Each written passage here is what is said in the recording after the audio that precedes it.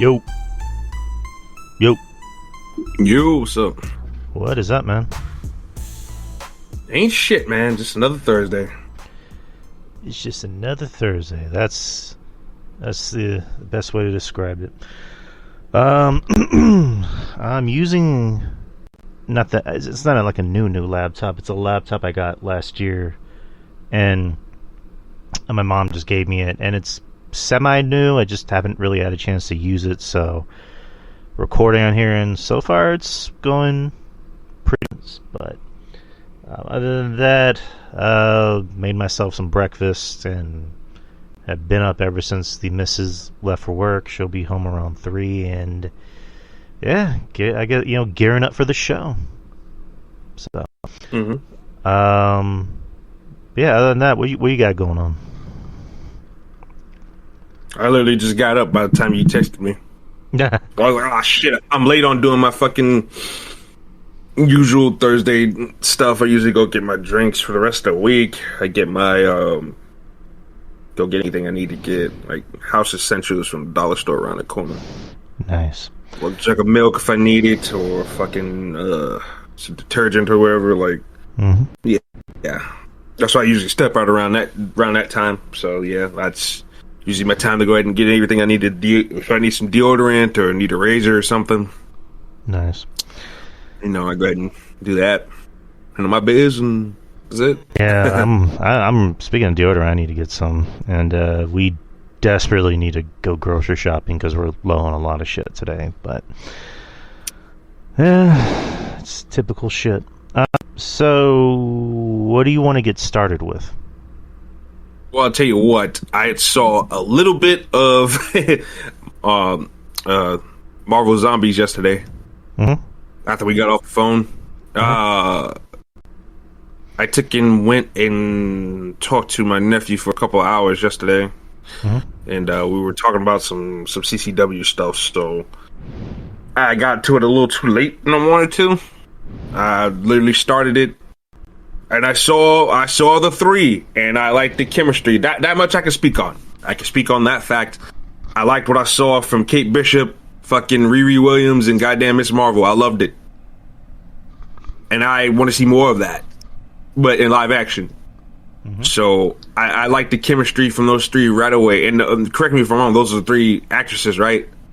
Yeah, that's Iman Vellani. I believe her name is Dominic Thorne, who plays Riri, and Kate Bishop, our girl Haley. Yeah, I was trying to figure out because I know sometimes they get the actors and the actresses, sometimes they don't. So yeah. But as far as that, I liked what I saw from that. But that's just about as far as I got, honestly. Yeah, I mean, I finished all 4 because all 4 dropped in the same day, and they're like 30-ish minutes, and I really liked it. I really did enjoy it. I would say it's 1,000 times better than anything that What If put out. People weren't crazy about that style of animation, but they made it work on this show because I thought it felt more cohesive than What If, and I felt like there was an actual story, whereas What If was, I mean, we already knew what it was. It was fan service. This was, I guess, fan service to an extent, but like it actually had a story and had characters and emotional moments that you cared about. And Kamala Khan was the driving force. She was the heart of the story, and I'm surprised no one brought this up. Like, there's always the ones bitching, being like, "Oh, MCU, blah blah blah." It's like, this was a good example of a female lead that was likable and had moments earned. Like, it felt earned. It didn't feel like it was just handpicked. Like, it was just handed to them.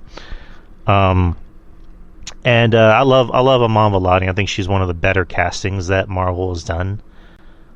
Oh, absolutely. She's fantastic. I love her. She's everything they need from what we know about the character of fucking Kamala Khan. Like, she does everything the right way, in my opinion, as far as playing that character is concerned.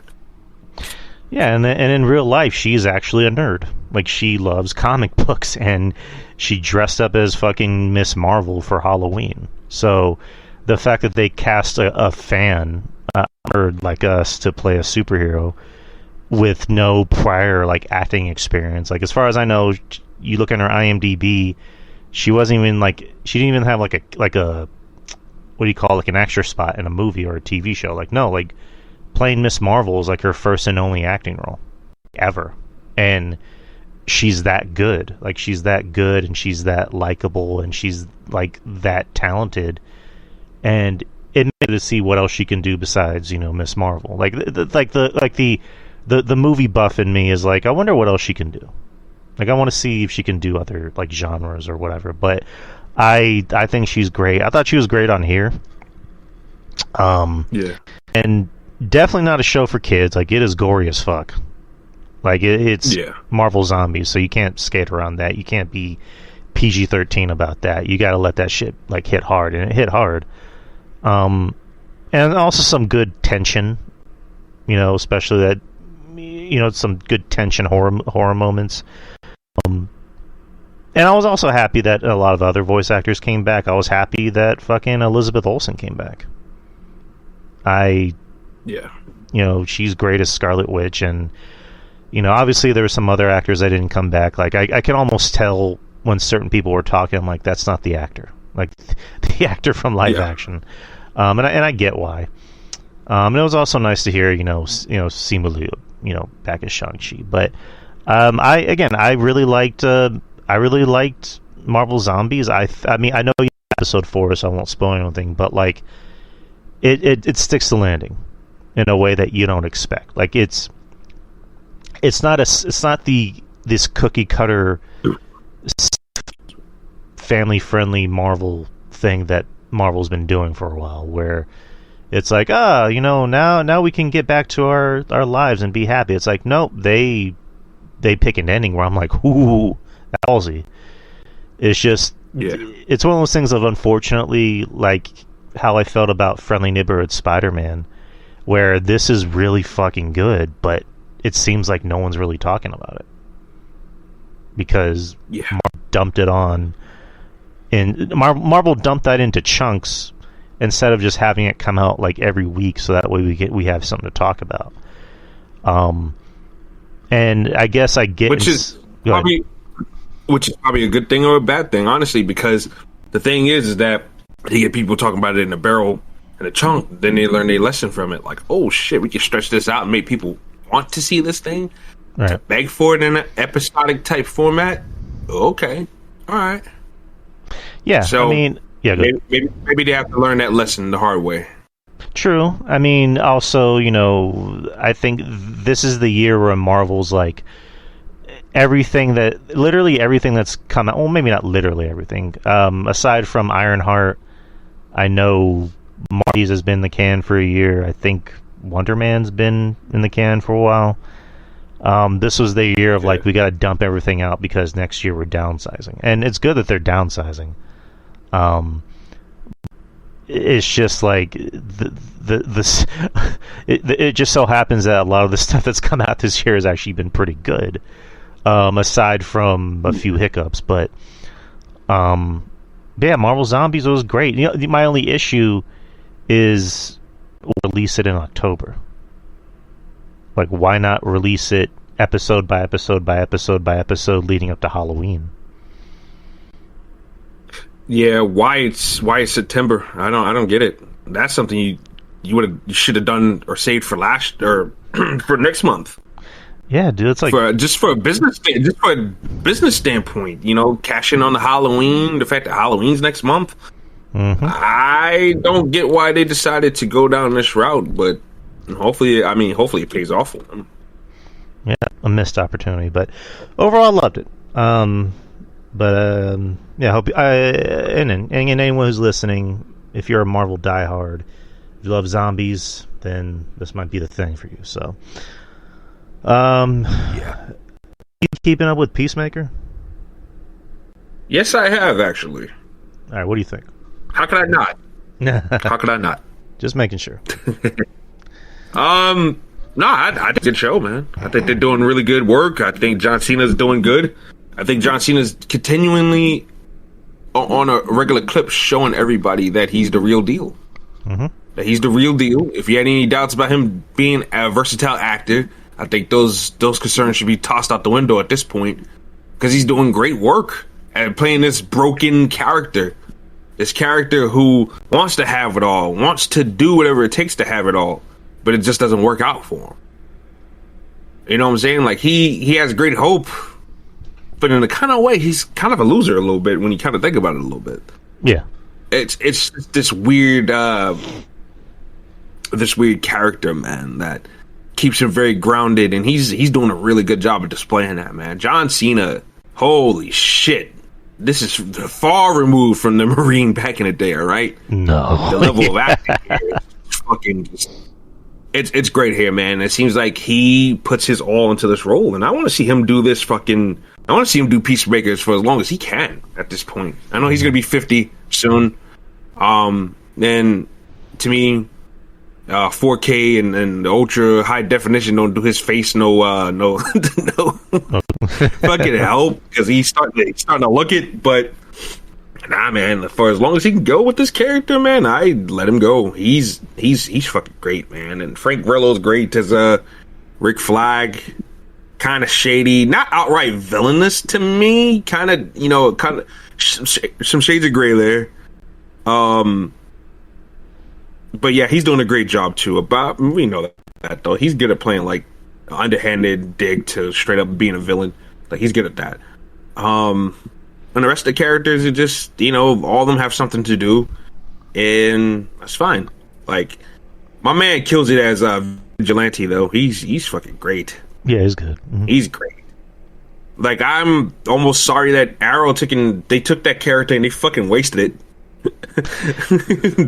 they wasted it. They wasted it on a great twist, but they left that Vigilante character fucked up because of it. Because when we finally found out who the fuck he was, I was like, who? And it wasn't even the same guy from the flashbacks. So I was like, oh, rats. But they sacrificed that character for the great twist of Prometheus. From that great season 5 of Arrow. That's probably the best season of that show ever. But yeah, he was great. Yeah, he does a great fucking job as Vigilante. Really good shit. So yeah, Peacemaker season 2, definitely really, really good. They touching on emotions. They giving you the violence. They're giving you the action and everything. They're giving you something for Eagly to do as well. And my man's great. My nigga, what's his name? I'm blanking on his name. My man, that's in just about every black movie imaginable, and he's the token black guy. He was the token black guy, low key, in a lot of like movies with a lot of white people too. Oh, Tim Meadows, the guy. Yeah, Tim Meadows, the guy that played the fucking. I love Tim Meadows. Mean Girls and shit. I love Tim Meadows. He's great. He's hilarious. He's fucking great. I just like how he tries to act like he's the most normal guy on the show, but he's just as fucked up as everyone else. Oh yeah, definitely. Definitely. The one line that fucking still gets me, and he's like, "I don't know what a Pokemon is. When you were learning about Pokemon, I had 2 hot bitches sucking my dick." He says it with that voice. Oh man, he's lit. But yeah, I really love this season. I think it's just as good as the first one, if not even better. I think John Cena, I think this is probably the best acting he's ever done in this season. Oh yeah. He, you get to see more layers and more fleshed, you get to see his character more fleshed out, as you would say. And there's more to him. You get to see him kind of mature a little bit, and you get to see that there is something inside of him that is good, that's trying to be good.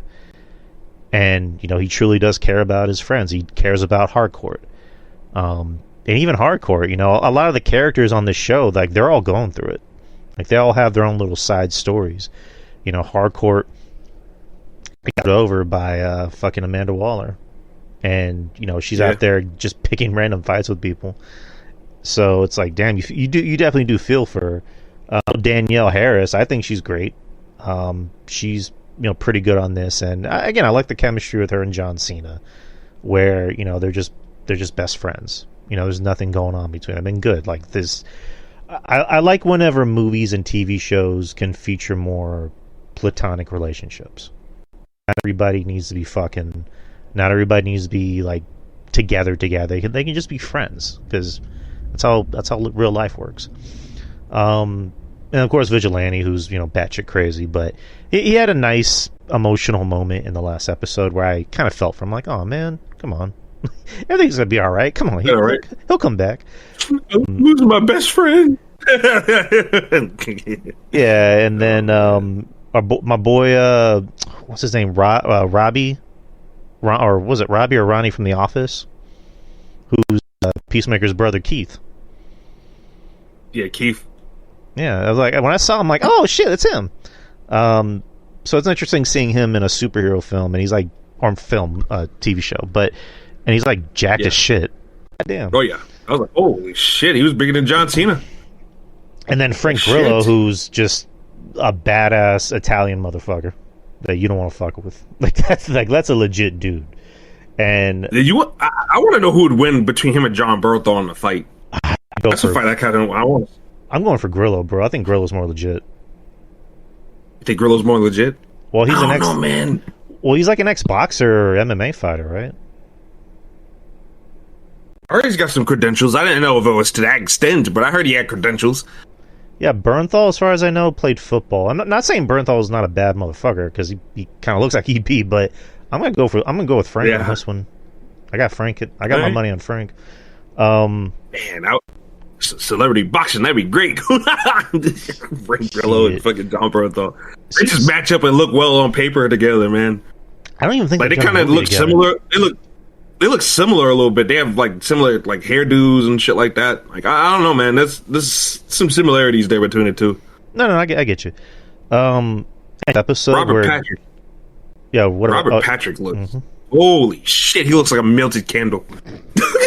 Hey, come on. Hey, that's my boy. Come on. He's a bad guy. Everything he's in. Fuck him. Fuck him. And he's like the nicest guy you ever meet in real life. I know, right? I've heard a lot of good things about him. But I tell you, one person I do want to meet in real life, and that is that goddamn Sol Rodriguez that plays Sasha Bordeaux. My God. James Gunn knows how to do two things. He knows how to cast black guys and make him the coolest guy in the role. Oh yeah. And he knows how to cast baddies. Without a question. It's like Superman. I'm gonna cast. Was it Kat not Dennings? What's her name?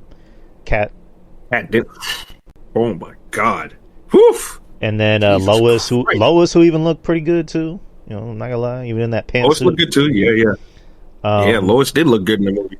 Probably the first best looking Lois in a long time for me. And then the engineer, who still looks fucking bad. Oof.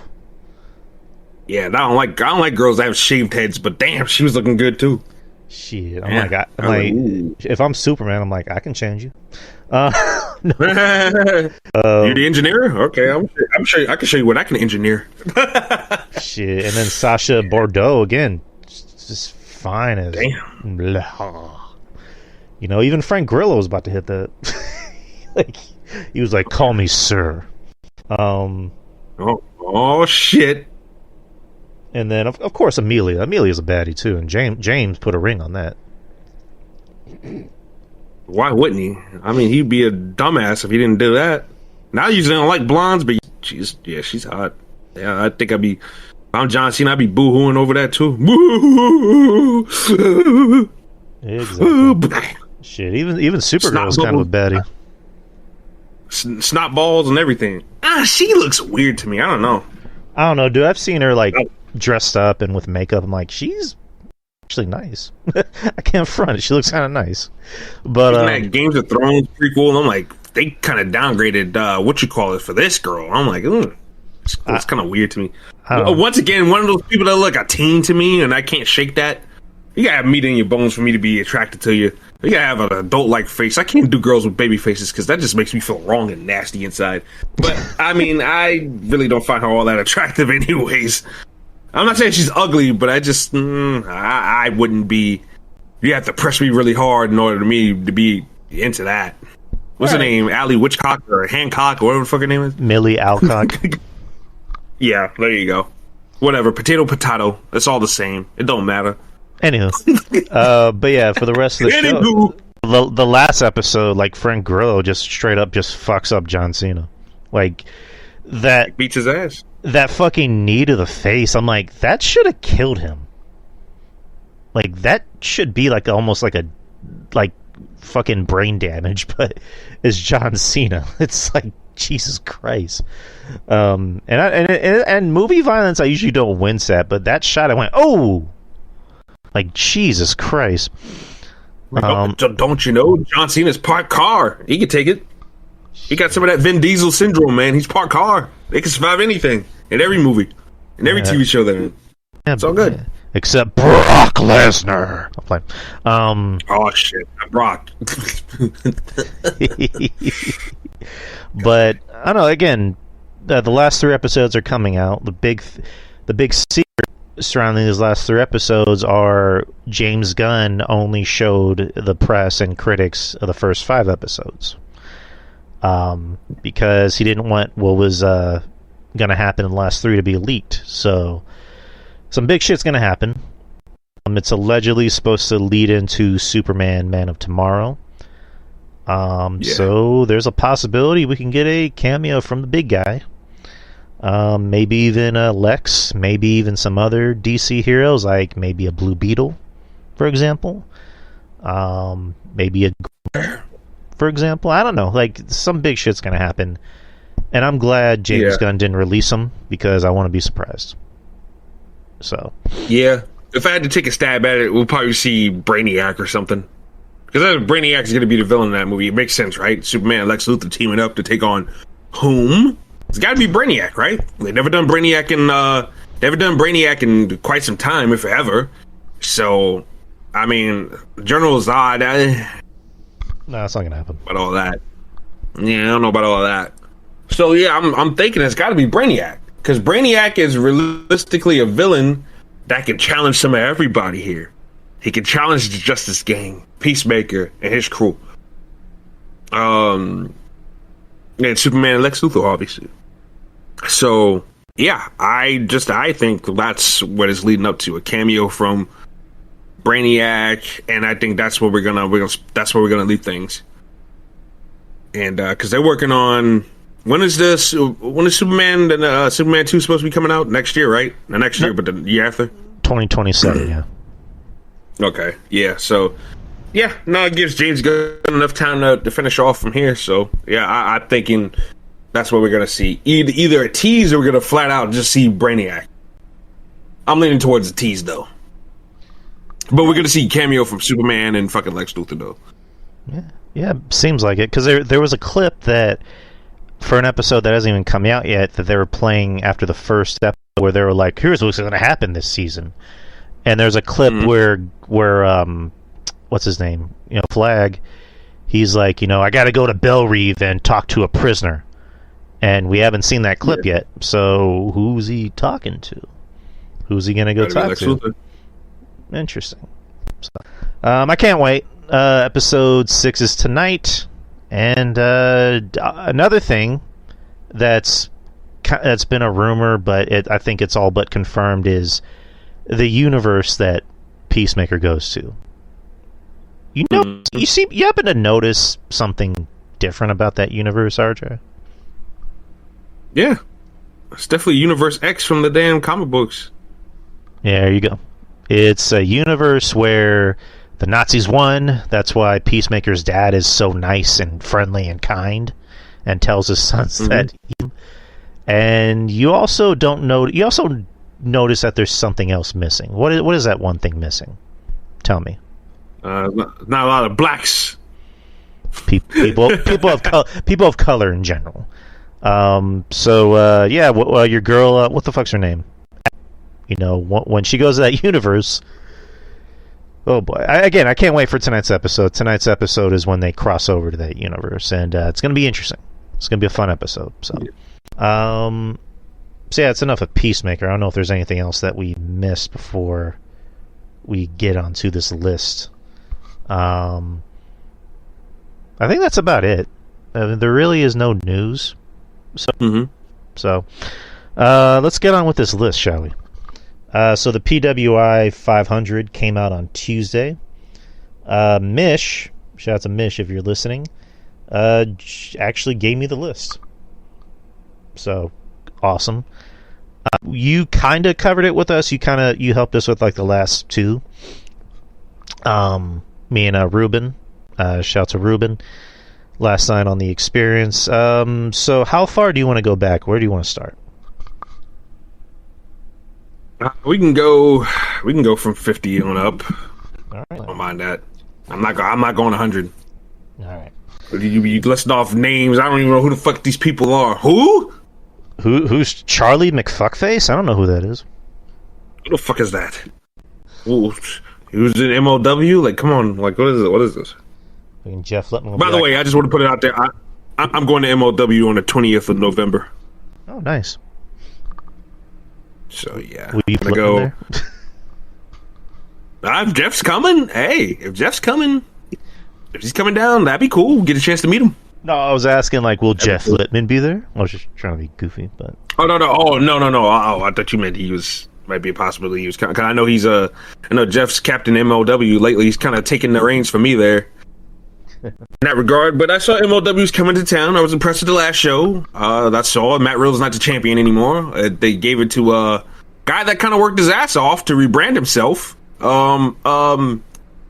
His name was Logan Creed. At first, he used to wear this bodysuit like MVP used to wear, but then they took him off, and he went away, and they brought him back with the mask and everything like that. And he's been going by Mads Kruger for the last 3 or 4 years now. And he took over the Contra Unit group from Jacob Fatu and Simon Gotch and Joseph Samael, and he's been running with it ever since. So he's earned it. He's earned that title. So congratulations to him for that. And I guess we get to see like a couple of his first defenses there on that show. So that'd be pretty cool. And a lot of luchadors too from CMLL, which I think CMLL just has like the better Lucha Libre roster than fucking AAA. I'm sorry, they do. They just do. As far as like workers go, like guys with different masks and gimmicks and shit, I think CMLL's got a AAA beat. So I mean, when I saw that billing, I was like, you know what? I get to see Templario. I get to see Blue Panther. I get to see fucking his son. I get to see fucking other people. You know what I'm saying? I get to see some of these Japanese women they've been bringing in too. I'm like, sign me the fuck up. There's going to be Tequila there, Don Gato and Don Julio, and fucking is going to be there too. That guy, what's his name? The fucking comedian. What's his name? He's not much of a... I don't find him all that funny, but he's from South Carolina. Damn it, what's his fucking name? He's that dude with the curly hair. There's always in shit. Hold on, I'm trying to find this fucking guy because he's gonna be there. It's gonna be great. It's gonna be a really great fucking show. But anywho, Danny McBride. Danny McBride. Oh, Danny McBride. Okay. Yeah, oh, that's interesting that he's gonna be there. Has Don Gato tequila? We're gonna have tequila. Yeah, it's gonna be great. Can't wait. I mean, it looks like a fun fucking show, man. It's gonna be they're mostly billing a lot of the luchadors for this shit too. But there's one problem on this poster though. I fuck with Baron Corbin, Dijak. I like their tag team, the Skyscrapers. I love Misha Sachi, you know that. But then in the corner, I see Paul Walter Hauser, and I just go, I know how much you love him. Oh my god, can't you tell? I love him so much.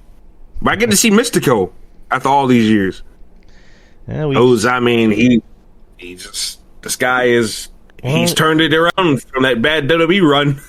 You get to see Mystico somewhere on this list that make you happy. But all right, let's get this started. Dude. Yeah, go ahead. No, go ahead and finish. I'm sorry. Oh no, I was going to say. I said no. The dude, he's bounced back greatly since that botched WWE run. Yeah, I mean, good. He's worked his ass off to erase that stench from that bad WWE run. Yeah, good. I mean, good for him. I can't be a dick about it. Good for him. I'm happy for him. I'm happy when somebody finds success. But all right, number 50, Mance. He signed with TNA in January? Yeah. I think it's been January. He hasn't really done anything of note, but he's a fun character. I like him and Steph DeLanda together. They kind of balance each other out a little bit. I want to see more of him. It just feels like TNA is underutilizing him. I know he was feuding with Steve Macklin at one point for the international belt they got. But that's about it. Like, I don't, and I know he does indies, so maybe that probably helps. He does a lot of GCW and some of the other indies. He's mostly a deathmatch wrestler for the most part. Like, that's where he shines, in that deathmatch hardcore match type environment. So, yeah, I'm imagining we're probably not going to see that rise to the top of TNA, because that's not what they're all about. So, yeah, I think 50 might be a little too kind to him, to be quite honest with you. Not bad worker or anything like that. He's a fun character. Oh, man, so baby. Kind of got that Stone Cold-ish type voice and tone to him. But, yeah, not bad. I'm just kind of surprised that he's 50, to be honest with you, because I can think of many guys on that TNA roster that should be kind of above him as far as, like, match quality goes. Number 49, Matt Riddle. Matt Riddle, like him or not, he was top guy in MLW. I think that he is one of the... He's a great worker. He's annoying, I get it, but he's a great worker. His work is never lacking. And I thought he helped carry MLW to some sort of success. So, good for him. 48 is Dom Mysterio. Oh, I think a little too low for Dom. He should be definitely higher. But this, okay, look at the date. What's the date when they compiled this list? Because remember, late last year, early this year, Dom was ice cold. Dom wasn't doing anything. Yeah, I guess. I think it's like the lists usually come out like in September, right? So yeah, I would say September all the way through July 31st. I know July whatever is usually like the cutoff date. Okay, so that's fair. That's actually pretty fair. I mean, everybody knows I'm a big Dominic Mysterio fan. It has been for a long time. But I think that he has definitely improved leaps and bounds over the years. But last year, not his fault, but he was ice cold last year. After the turn with Liv and everything like that, he was a part of that, but he wasn't experiencing any success for his own up until earlier this year, around Mania time. Mania won the belt. And then, of course, now he's an Intercontinental Champion and AAA Mega Champion now. Yeah. Yeah, it makes sense. Yeah, Dom is with one of the better workers in the company. He's easily top 5. Easily. The dude has shown a lot of improvement, a lot of potential. But yeah, I do. I guess that makes fair. I guess that makes sense if we're going by that logic of there was a time where he was just not really doing much. But he wasn't doing much. This has been his year. Yeah. 47, Javon Evans. Your boy is bouncy. Yeah. I mean, look, Javon. Yeah, Javon. That's one of the better Def Rebel songs today. I give him that. But Javon is putting in work. I mean, he's put on great matches ever since last July. That's when he really started getting cooking, so that makes sense. He was putting on a lot of great matches, a lot of great work, a lot of nice spots. And his promo game, I like his promo game. I like that they don't try to overscript him. Javon Evans feels like, talking to him and coming from the similar environment that he's from, because he's from North Carolina, one state up. But Javon Evans talks like how a lot of these young niggas talk. I like the fact that Shawn Michaels don't try to overscript him. He feels natural when he's talking, how he's reacting, this, that, and the other. I love Javon. I think he's great. Oh, no. I think he needs to, he's going to grow into his grown man's body, because A lot of people, he's too skinny. He's too skinny. But yeah, when he lacks in like weight and mass, he's got the height, and his athleticism is off the chart. He can hit those fucking those OG cutters from out of nowhere, and he fucking launches himself across the fucking ring to nail those bitches too. Javon is great, bro. I don't want to see Cody do another Cody cutter ever again if I can help it. That should be Javon's move, especially with Randy Orton coming close to the end of his career. And you know what I'm saying? Cody's just awkwardly athletic. Javon Evans, that should be his move. But Javon is great, bro. So deserved. Shawn Michaels just needs to stop beating him and just finally get this guy to where he needs to be. I think a run with the North American Championship would actually do him good before he sniffs the NXT title. And I think that's the one mistake Shawn Michaels went with him. Agreed. I mean, I think with Javon, I get why he's taking losses because he's young. Yeah, well, I mean, we have that saying on the Experience, which is like, damn if you do, damn if you don't, where it's like, if you keep him beat everybody, everyone's going to hate him. You know what I mean? Yeah. And plus, he's young. Yeah, a young competitor, as talented as he can be, a young competitor shouldn't have it all yet. You know what I'm saying? And I've always been of the ilk of just like, I don't like giving someone that young so much so soon. Exactly. And I always said that too. I said it about Paige, and look what happened with her. I said it about Leo Rush. Look what happened to him. Orton. Got a big head. Orton, yeah. I mean, when you give somebody so much so soon, the boy is only 20, 21 now. It's gotta be 21 now. To drink. Yeah, don't. Yeah, he's old enough to drink now, but don't give him too much too soon. Even though I think, unlike I know Paige came from humble beginnings and everything like that, but she always had roots in wrestling, this, that, and the other. Javon Evans, I think he can really come humble beat. My God, making it out of the Carolinas is very, very rare. I mean, how many famous people you know from North or South Carolina? I mean, I know you. I mean, me, Chadwick, Trick. Well, I mean, Chadwick. I'm sorry, but that was Chadwick. That's our king. Rest in peace. Yeah, I mean, he was the most famous Carolinian, to come out of the North, and I guess Big Show, but Big Show doesn't claim it though. Big Show doesn't claim it. He's from Ohio or Idaho or some bullshit like that. No, Big Show's from Aiken, South Carolina, man. Well, I was just in Big Show country last week. Oh, God. Yeah, Big Show's from Aiken, South Carolina, man.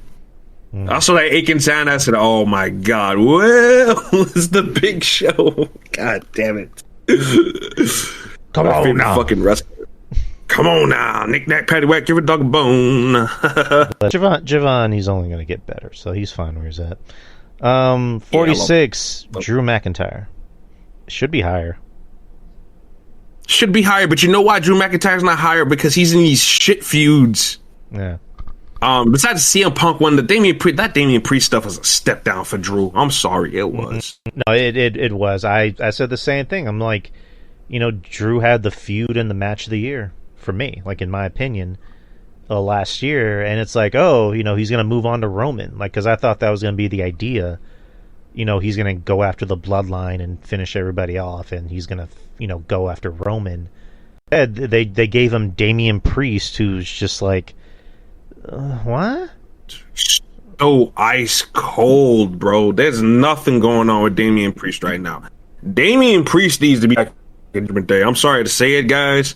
We don't like guys going backwards, but I think Damian Priest might actually benefit from going backwards at this point. You know what I just realized about Damian Priest, and this just dawned on me, and you might be saying I'm being harsh. Damian Priest is Test. Oh God, I don't know about that. He's might be a level above Test. Test couldn't cut a promo to save his life. Damian Priest could talk slightly, but Damian has a problem. I like Test too. I thought Test was great. I thought Test should have got way more than what he got out of the business, honestly. Right, but we know why he didn't. Yeah, Damian. In steroids. Damian just has a problem when he talks. I don't believe him. It sounds like either. Right, like it sounds like he's either trying to be himself or someone's writing bad shtick for him or both. And I'm like, I'm telling you, the best Damian Priest is Rockstar Damian Priest with the hose. They need to go back to that. Him being honest, straight Puerto Rican, Boricua, fucking Damian Priest, or whatever they got going on, the punishment. I just don't buy it. I don't buy it. At least with Judgment Day, he was hidden there, and he was a part of the group. It helps when you're a part of the group. But he is proven right now that he's not good to go solo, like Bobby Brown. He's not. I think what we need to do with Damian Priest, I think we need to revert back to being Rockstar Damian Priest, even though he's a little too old for that shit. But that worked. That worked. Him being grimy and dirty and fucking with the hose and everything, like it fits, because I can buy it. I can buy him going out to the streets and the nightclubs and being that guy sitting around in the background, and the chicks walk to him and go, "Oh, you look quite lovely," and "Oh, thank you, baby girl, ha ha ha." He takes him home and does what he does the dance in the dark, and calls Matt Riddle. Like, I buy it. But him honest ass kicker. I know what you mean. I know what you're talking about. But we don't need to elaborate more on that story. But we don't need to elaborate on that. But him being honest, I'm a babyface, throwing Kit Wilson through the wall last week. I'm just like, yeah, whatever. Oh my god. But I don't know. But Drew McIntyre deserves more. I don't know what more you could do with him without having him be champion. I saw that report, just like everybody else probably saw it, that Cody actually pitched the idea of dropping the belt due to Randy Orton. And I agreed with that. That would have been a whole lot more better. That would have been something that would have happened on the fucking show. And they should have just went with it. But I'm pretty sure Triple H is like, no, you gotta have a long title run, because see, everybody has to have a long title run when I'm around town, pal. Instead of making things interesting, keeping things interesting, no, we gotta have Drew McIntyre lose again and again and again and again. I mean, vicariously through you, I gotta have one more reign of terror, Seth, Cody. You are my soldiers. You're the only ones that can use the pedigree, and you better use it wisely. And you know what? I'm sick and tired of everybody. You know what? Fuck it. Nobody's using the pedigree. I hate you. Seth, WrestleMania tickets are $60,000, pal. Well, that's TKO. That's not Triple H. It's TKO. It's me too, damn it. I'm sorry, Paul. Suck it. Instead, you know how Vince had the Kiss My Ass Club? Well, I have the Suck My Dick Club. Suck my cock club. Choke my chicken club. Before I climax, I'm gonna say,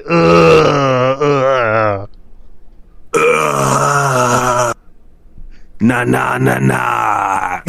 Make him say, Masterpiece style. We can't afford Bad Bunny this year, so I'm bringing in Master P. Sing the song. We're having budget cuts. I heard Master P's going for a hot dog and a handshake and maybe a chicken club. Is that true? Little Romeo is fat and broke. Due to budget cuts, we can't afford Cardi B, so we're gonna bring in Little Kim. I don't know about that one. Lil' Kim's still in high demand. I mean, granted, Lil' Kim turned herself into a monster now, but like, Lil' Kim is still in high demand. Master P, I can't say the same thing. I don't even know the last time Master P even had a fucking concert, let alone a record. who's an obscure rapper name? I'm trying to think of somebody. Obscure rapper. That's a female? Oh, yeah. Maybe Foxy Brown, because Foxy Brown ain't been rapping in years. Foxy Brown. Foxy Brown, come on down with that ill nana. Show me what you're really all about. Who's that rapper that sang my wife's old theme from the 2000s? I don't even know who that was. I'm all grown up. All grown up now. I think that was somebody else. I don't think that person was famous. Anyways, number 45, Penta. Good. That's a good spot for Penta. Because Penta is... They haven't turned up the level volume on him yet. He's been doing feuds with guys, which is fine. I know a lot of people want him to have more, but it's like, it ain't his time right now. Like, and I think wrestling fans have to stop with this shit where they want a person to be the champion right out of the gate, or they want the guy to be champion. It's not his time to be champion right now. He's new. He's got to work his way into the roster. Triple H has got to, he's got to earn Triple H's trust, which I think he has at this point. But I just think that Triple H has got to go. He's got to see what he can do, because they just got burnt by, again, Andrade again. So we got to see what these guys are all about. And I think him and Phoenix have both been on their best behavior, and I think they put on really good performances. I think that match Phoenix and fucking Sami Zayn had a couple weeks ago on SmackDown, fucking excellent. Probably the best TV match I've seen in a long time. Put it to you that much, especially for the men. More so for the men. But that was fucking great. But yeah, so far so good with Penta, though. I love his presentation. They bring him out like a big deal. Great entrance music. I know a lot of people was dumping on him. I'm like, nah, this goes hard. And then they got Adam Jones on that mother.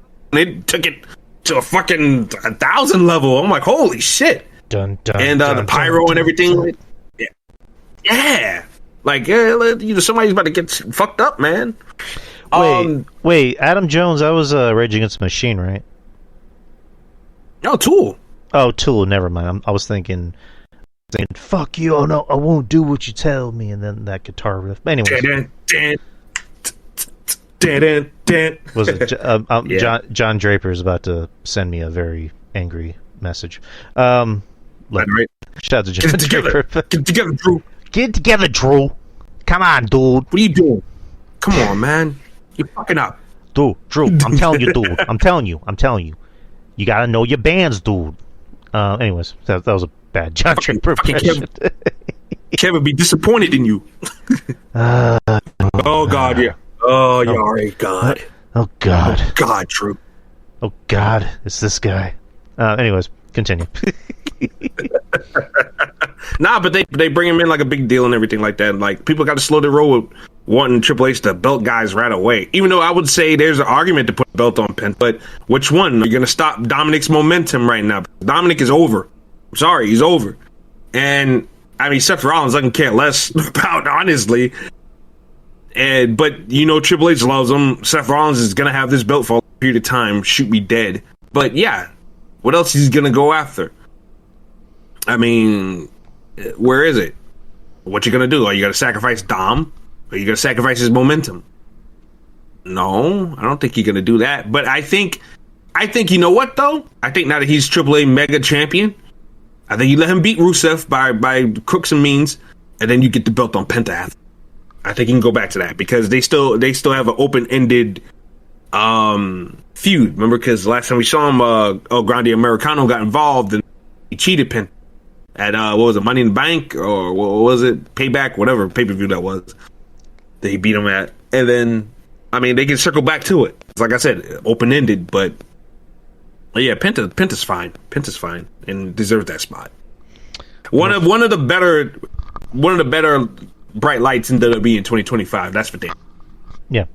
Number 44. Latimer. Look, Tommy Boy. I mean, my God. I think about this guy's career, and I'm sorry, I'm gonna shorten this tangent as long as as short as I can. But it's really sad to see where his career is at and what it could have been. This guy could have been a star for WWE back when he was at FCW, but he couldn't get out of his own way. He couldn't leave the demons alone, and he fucked himself over big time. Went to TNA, had a good run at TNA because they was actually delivering. So you got to give him respect for that. But then once again, his demons kicked in and they got rid of him. And NWA, Billy Corgan took a chance on him, and it's working out quite nicely for him. And I do believe he's the champion over there. So if it's top guy over there, if it's he does really good. He's a good wrestler, still a very good wrestler. He's kind of matured out of being the crazy guy that he was in TNA and in WWE, but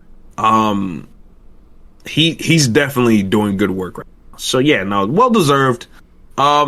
I probably thought since he has been top guy in NWA, they probably would have given him a top spot, like maybe 15. But this is probably for him too. So yeah. All right. 43, Ethan Page. Ego. I'll tell you what, Ethan Page. I haven't been a fan of his for the longest time. Always thought he was goofy and everything like that. But I tell you what, him and NXT just work. He works well in WWE. Mm-hmm. Has that WWE style, cuts a good promo.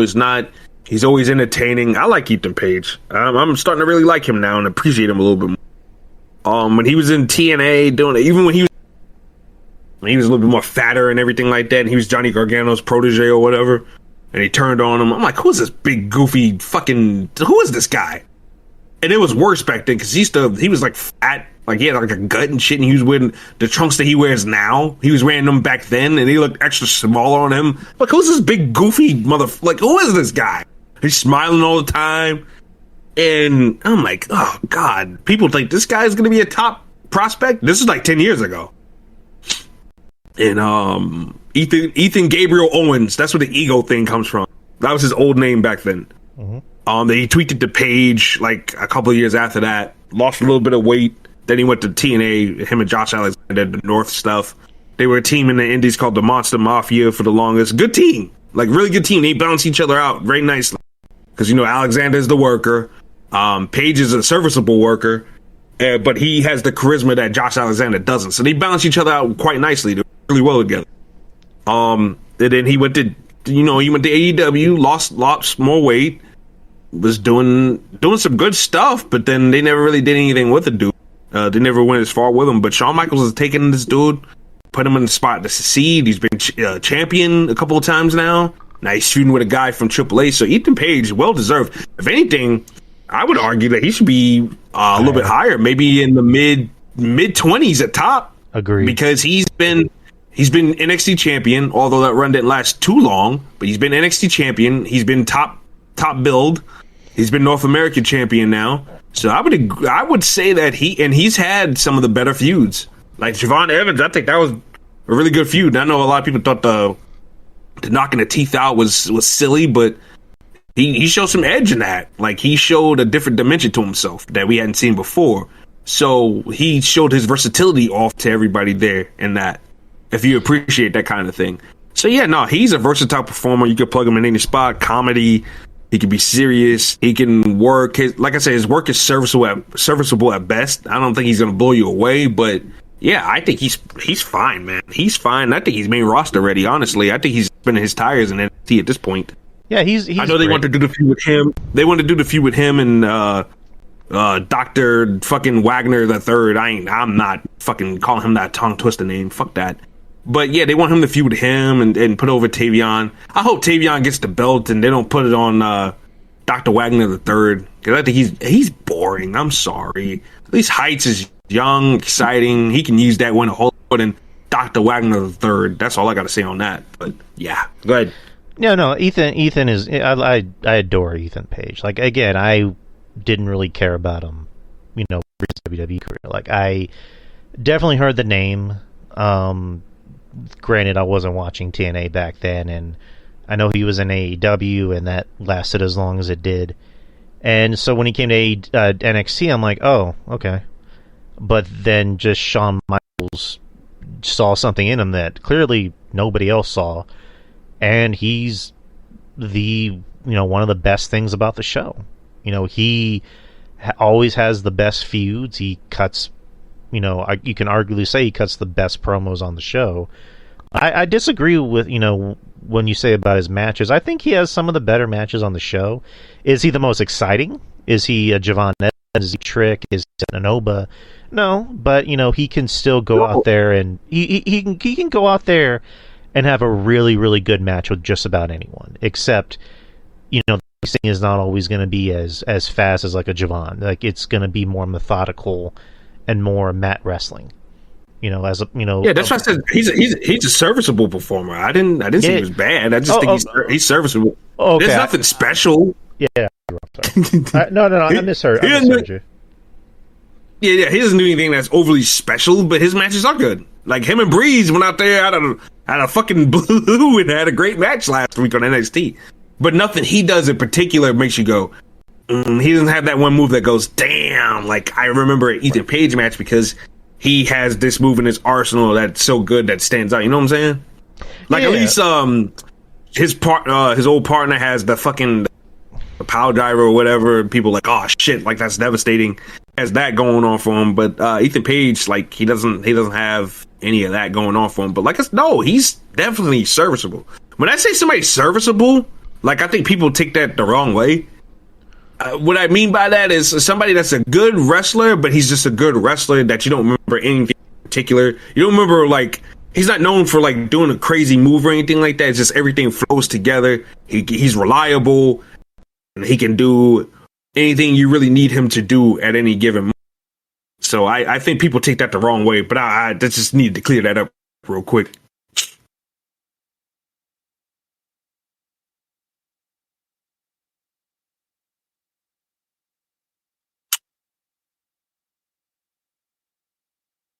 Did Drew die? Drew?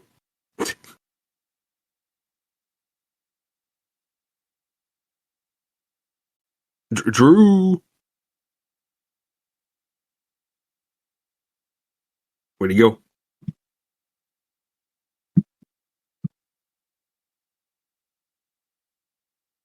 Drew fell in the galaxy hole? Ah, okay. All right. What the fuck? Hammerstone looks like a monster, man. Oh my god. People, for anybody who's a wrestling fan who doesn't know who Hammerstone is, like, please answer me why this guy hasn't been in WWE or AEW. This guy's a monster, man. I don't know if he can pass the fucking. I don't know if he's gonna pass the fucking test, but Jesus Christ. He's fucking crazy, man. He's a great wrestler, bro, but I don't get it. It just sickens me a little bit, but curious to see the other people from TNA has been on this list, though. I'll tell you that much, because like how much Shawn Michaels does sometimes, the TNA beats certain guys over and over again to just mean nothing after a while. I'm hoping that TNA can kind of turn it around a little bit. And I know Scott D'Amore, like he had his pet favorites and shit like that. I'm not seeing that from Carlos. Oh, what's wrong, Drew? Yeah, I can hear you. All right, I'm trying to connect my microphone real quick. All right, I don't know what the fuck happened. I can hear you. No, I don't know what happened. I don't know why I cut out for a minute. That made no sense. But anywho, where are we at? Number 42. Yeah. Who is Effie? Oh God! I had the pleasure or the unpleasured him and Bay have a match. He had a match against Who do you have a match against? I forgot who he had a match against. He had a match at that GCW joint show that they had with ICP. My friend Logan, not Zola, but the other one. He was like, yeah, man, it's gonna be a big concert and then the big wrestling taping too. It was a big wrestling. They had a lot of matches on that show, and he was a part of it. Thank God it was a tag match. I forgot whose opponents were, and I mean that was a couple months ago. But hey, I don't see it. But he's a gay icon. I'm not wrong for saying that because that's what he is. His character, he's a gay guy. Like he's been GCW champion for a long period of time. I guess he's a heel as well now. I'm not sure. I don't really follow this guy. Not my cup of tea. Not something I really want to see. I don't care to see that, especially a lot of his antics with dildos and shit. I don't want to see that. Yeah, I think he's on this list because he is an icon for the LGBTQ community, and that's fine. But I would be lying to you if I ever heard anybody go, "Oh my God, Effie just had a 5-star match." I haven't heard. And if somebody has said that, like, show me evidence. I want to see it. I haven't seen it, so I guess we got to give him a spot. Yeah, he really shouldn't be this high, like at all. Again, I don't know his body of work. I've only I have seen clips. It's like, why is this entertainment? Why is this considered entertainment? Why do people like this? Like, why? Why is this over? You know what I mean? It's whatever. But anywho, he really shouldn't be this high. Number 41, Ricochet. Yeah, like him or not, find him annoying or not. I think Ricochet has done. I thought, first and foremost, I gotta say this about Ricochet. I gotta be impressed with the fact that he took the initiative to want to do something different, leaving WWE. He wanted to be a heel and everything like that, and I think Ricochet's doing. I think he's doing good work, being a pestering, cowardly heel and shit. Like, I think Ricochet, this is the most he's ever been, like, as far as like entertaining goes. Character wise, I think he's doing a good job. Between stealing Prince Nana's robe, other shit he's done, stuff with MVP. I think Ricochet's doing really good work. Ricochet was always a great worker and a great high flyer. I think Ricochet, as far as like high flying goes, I think Ricochet's the best. Ricochet doesn't fuck up. It's very, very rare that Ricochet fucks up high spot. Very rare that Ricochet fucks up the 630.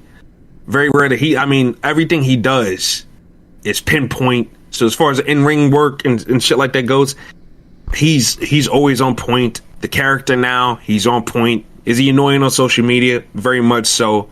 But I think Ricochet has done a good job of rebranding him, not resting on his accolades from the WWE or anywhere else in order to get him where he needs to get in AEW. So I got to respect that. And I think him being on this list, right around this range, it works out. It checks out. Yeah. Number 40. Number 40, Marcus Mathers. Look, he's a hustler. He's a worker from the ilk of Masha Slamovich type. I know that name is a persona non grata at this point, but it's coming up. He kind of reminds me of Masha. He reminds me of her in a sense where he's always on the indies, busting his ass and doing what he has to do. And now he's in WWE with Evolve, so I think he's where he needs to be. Higher than Ricochet, I don't know about that, but considering Ricochet's on TV and Marcus Mathers is not on TV, but he's a favorite. A lot of people is rooting for him. I know people that know him a bit, and they're all rooting for this guy to make it. So he seems like a really good dude too. So, all right. Number 39, El Desperado. Despy. I know you don't watch a lot of New Japan wrestling, but El Desperado is it's a fan favorite. One of the fewer things to actually cheer for and get excited for in New Japan nowadays. The AEW's completely depleted their roster, and New Japan has been unable to create a new star in years. They weren't prepared, but Desperado is definitely one of those guys that definitely has shined since the likes of Kenny Omega and a lot of these guys away. So he's doing really good stuff, and he's fun. Desperado is fun to watch. He's a fun character.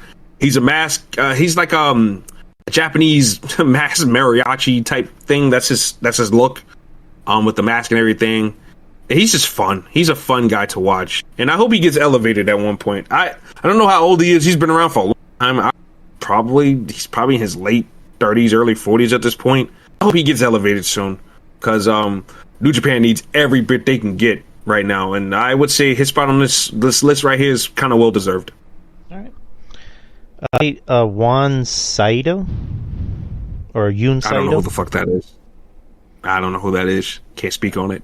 Sumo wrestling, native of Japan's Miyagi prefecture, reached zenith of achievement in his home promotion, defeating Davey Boy Smith Jr. for the All Japan's Triple Crown. Reigned for the rest of the evaluation period, retaining the title 6 times. Earned 10 points in Carnival Block A contention. So, I'm going to give a. I can't speak on it. I don't watch. I don't watch All Japan Pro Wrestling, so I can't speak on it. I really don't know. All I know is I do know this though. I do know Davey Boy Smith Jr. has been tearing it up over there. So I can say that, but other than that, I don't know anybody. If New Japan barely got any stars, or Pro Wrestling knows barely got any, All Japan definitely ain't got any over there. So, that's all I got to say about that. I'm going to give a just an answer. Good for him. 30, 37. That's fair. Mike Santana. 37. Mike Santana. It's Santana. Yeah, I like Santana. You know, hey, that's the homie right there. And I'm glad he took. You know, the funny part, right? He ended up in TNA around this time last year, right? Mm-hmm. Everybody was clowning him. Oh, he's nothing but a tag team wrestler. He's going backwards. He's going back to TNA. He's been killing it. And this, that, and the other. And the gamble has paid off. He was House of Glory champion last year up until earlier this year. He has been a central figure in this TNA versus NXT war. They've given in NXT, they've given him a lot of promo time. He's had main events. He's been doing really, really well with the opportunity and given. And Mike is so confident, bro. See, they're seeing him and Damian Priest, man. Holy shit! Now that's a fair comparison because they're from the same area, right? Mm-hmm. But Mike is shorter and everything like that. But Mike is more believable than Damian Priest. Mm-hmm. When Mike speaks, when Drastic speaks, I listen. Damian Priest speaks. He speaks all that shit, that street shit. I don't. But Santana, I do. Probably because I've hung around people like Santana and people around that circle and stuff like that. Right. So I kind of feel a bit more for him and everything like that. And plus, undersized guys in New York, we always got to have that chip on our shoulder and everything like that. So we coming out more swinging, more than people probably Damian Priest's size. So it's like, it's a thing I can kind of relate to a little bit. But yeah, Santana's just great, and he's about to be world champion TNA. Well deserved, bro. Well deserved. And one thing I will say about this, because a lot of people bitch about fucking Scott D'Amore getting fired earlier this year, was it last year or whatever? But the thing is that Scott D'Amore had favorites, and including his girlfriend Giselle Shaw and Josh Alexander and all that shit. So he had his favorites, and I'm glad this Carlos Silva guy, he doesn't have favorites, and people are getting booked accordingly. People are getting booked and getting rewarded for being over and putting in the work. And I think Mike's time is come next month.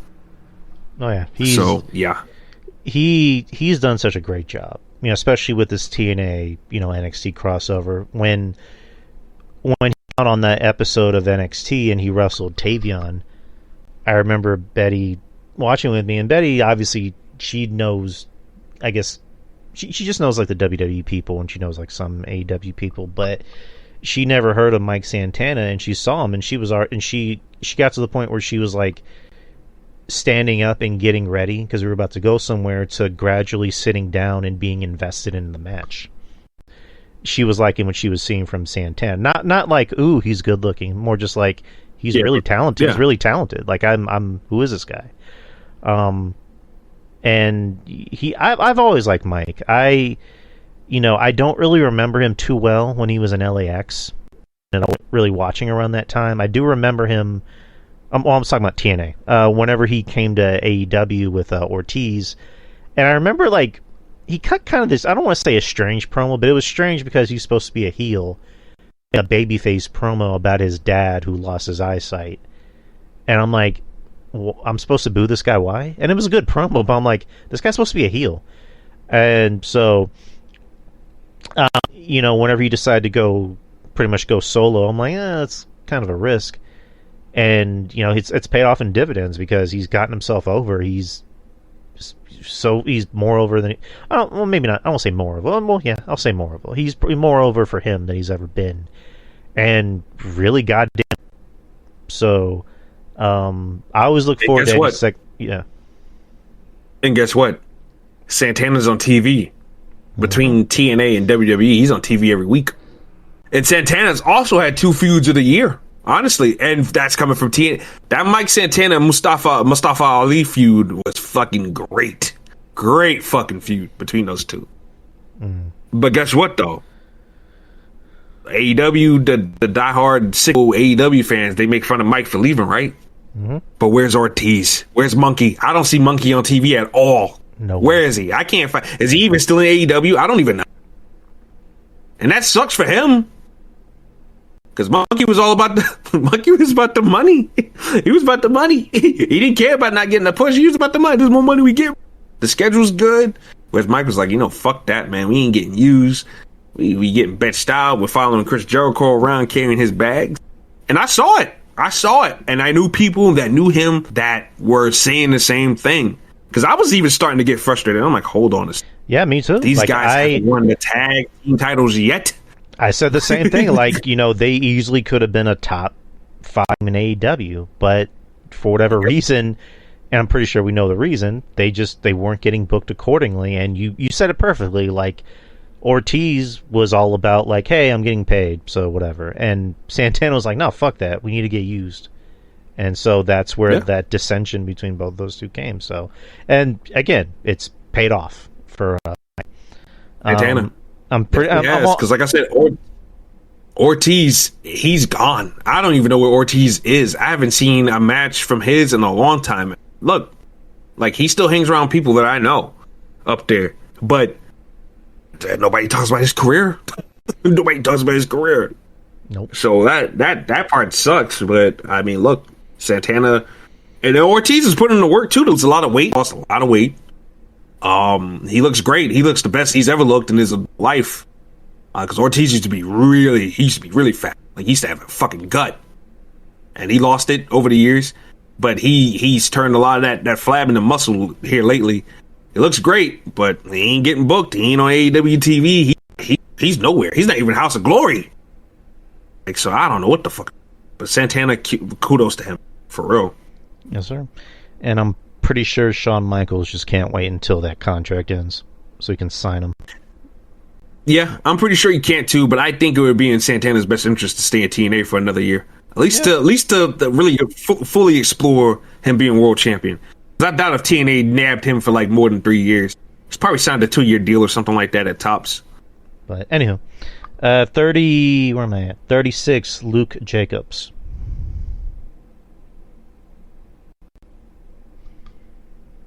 Yo, Luke Jacobs.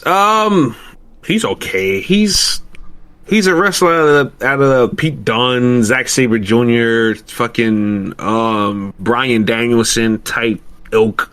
The technical wrestler thing, like that's his thing. I'm serious about wrestling. That's it. Very one note, very boring. He's a good performer, but I mean that whole I'm just here to technically wrestle you down to the ground. That one note gimmick is boring. Specifically another Zack Sabre Jr. pretty much.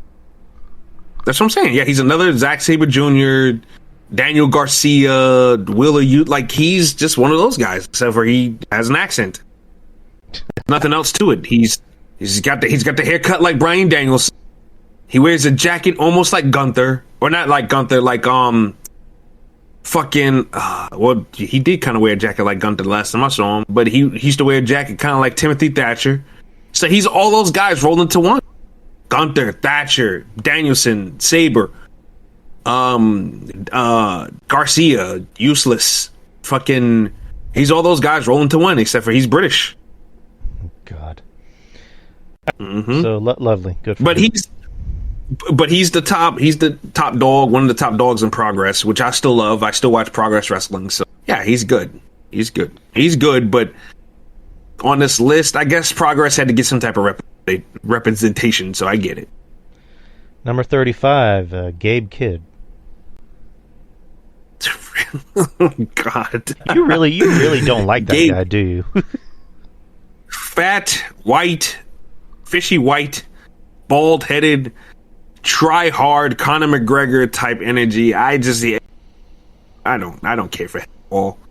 I don't care for him at all. He's a good wrestler. I get it. But he hasn't really accomplished anything besides crossing over to... He's a part of two. He's a faction. He's a part of Death Riders in AEW, but he's a part of Bullet Club fucking Japan. Nah, bro, you can't do that, man. You can't do that, dog. It's not like he's working for AEW in Japan separately. Like they're in partnership. You can't be a part of two factions when the two companies that you're working for bouncing have a partnership. That don't work out. How's that work? What the fuck are you doing? Oh, in Japan, I'm with the Bullet Club. What happens when Death Riders comes over to fucking New Japan? Then what then? What happens? Like, come on, man. He's just... I don't know. I don't care for him. I think the guys in his group, like Drilla, I think Drilla and Clark Connors just have more upside. I think those guys are better. David Finlay, I'm not a big David Finlay fan, but I will give Finlay his credit. He's the guy to lead that group for now. Gabe Kidd, I don't see it.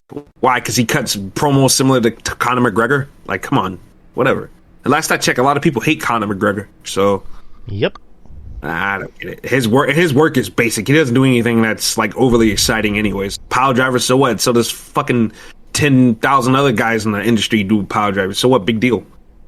What does he do that's special, that makes him above Ethan Page and above other people? Not a damn thing, in my opinion. Nope. 34, Moose. Moose, I give Moose a lot of shit. All right, I do. Look, I never said Moose wasn't a great wrestler or anything like that, because he is a good wrestler. Really good big man. Really refined and toned up his body over the great shape, and got to give him credit for that. I hate him. I hate this faction he's in the system. It is awful. It's him and a bunch of jokes. Him, Fandango, who I like Fandango.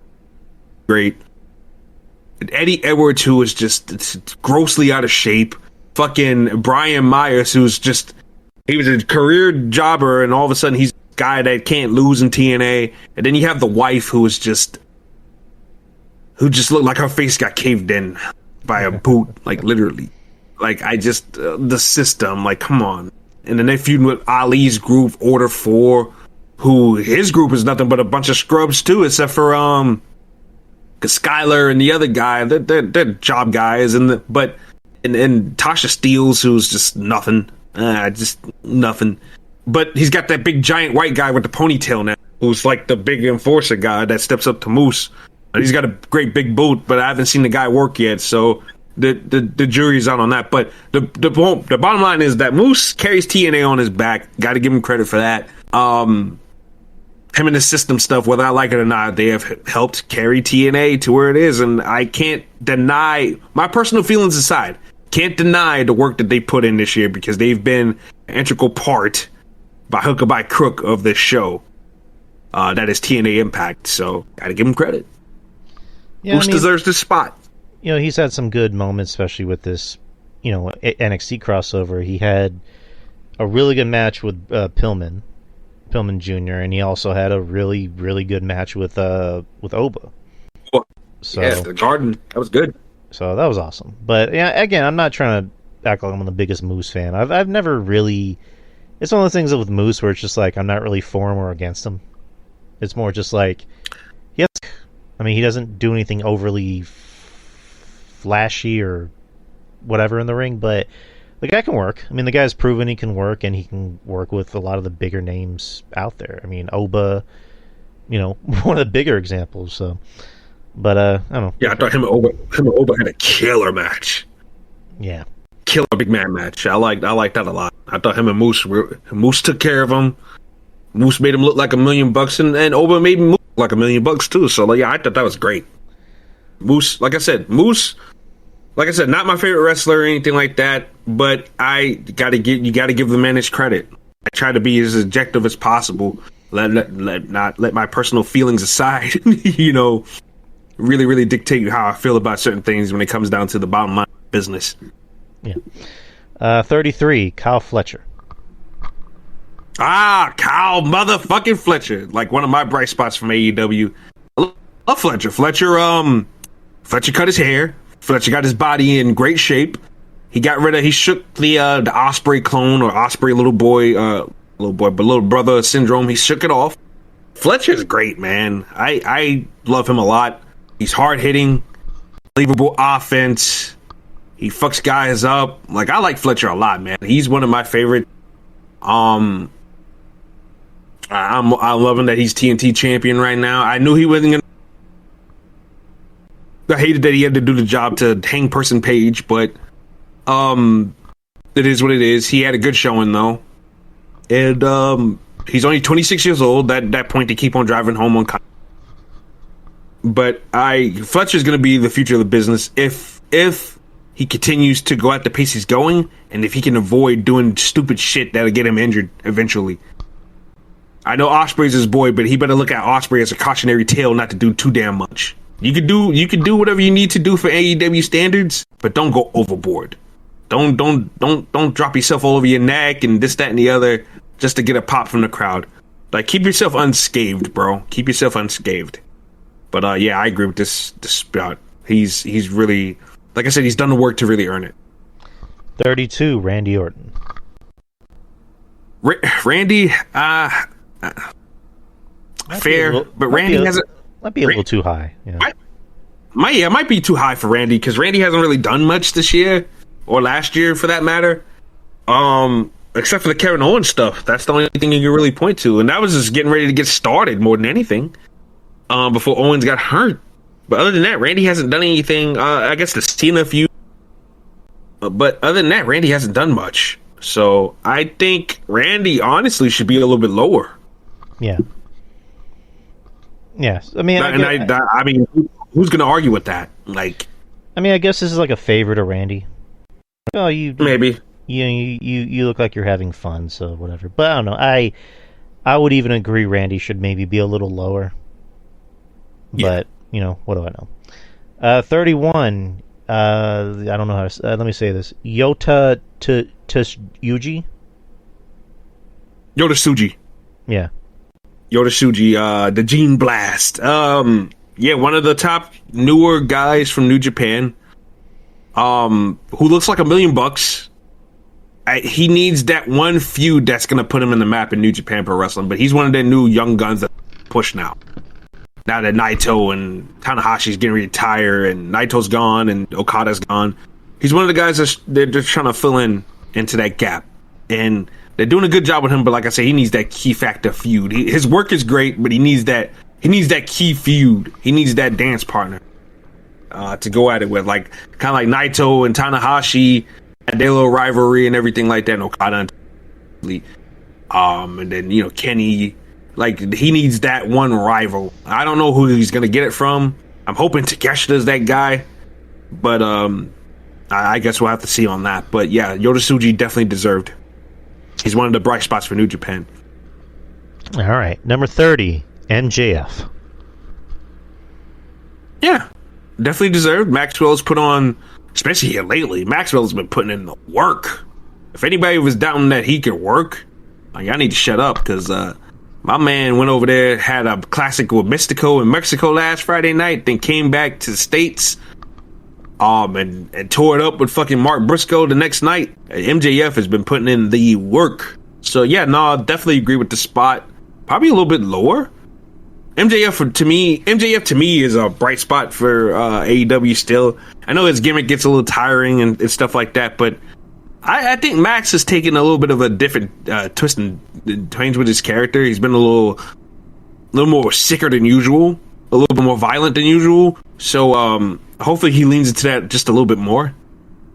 But some would probably even say he's borrowing from Charles Mason in that regard. I don't know how true that is, but that'd be a feud I would love to see actually too. Charles Mason and MJF, pretty much similar gimmicks, but Charles Mason is more of a Bateman from fucking American Psycho.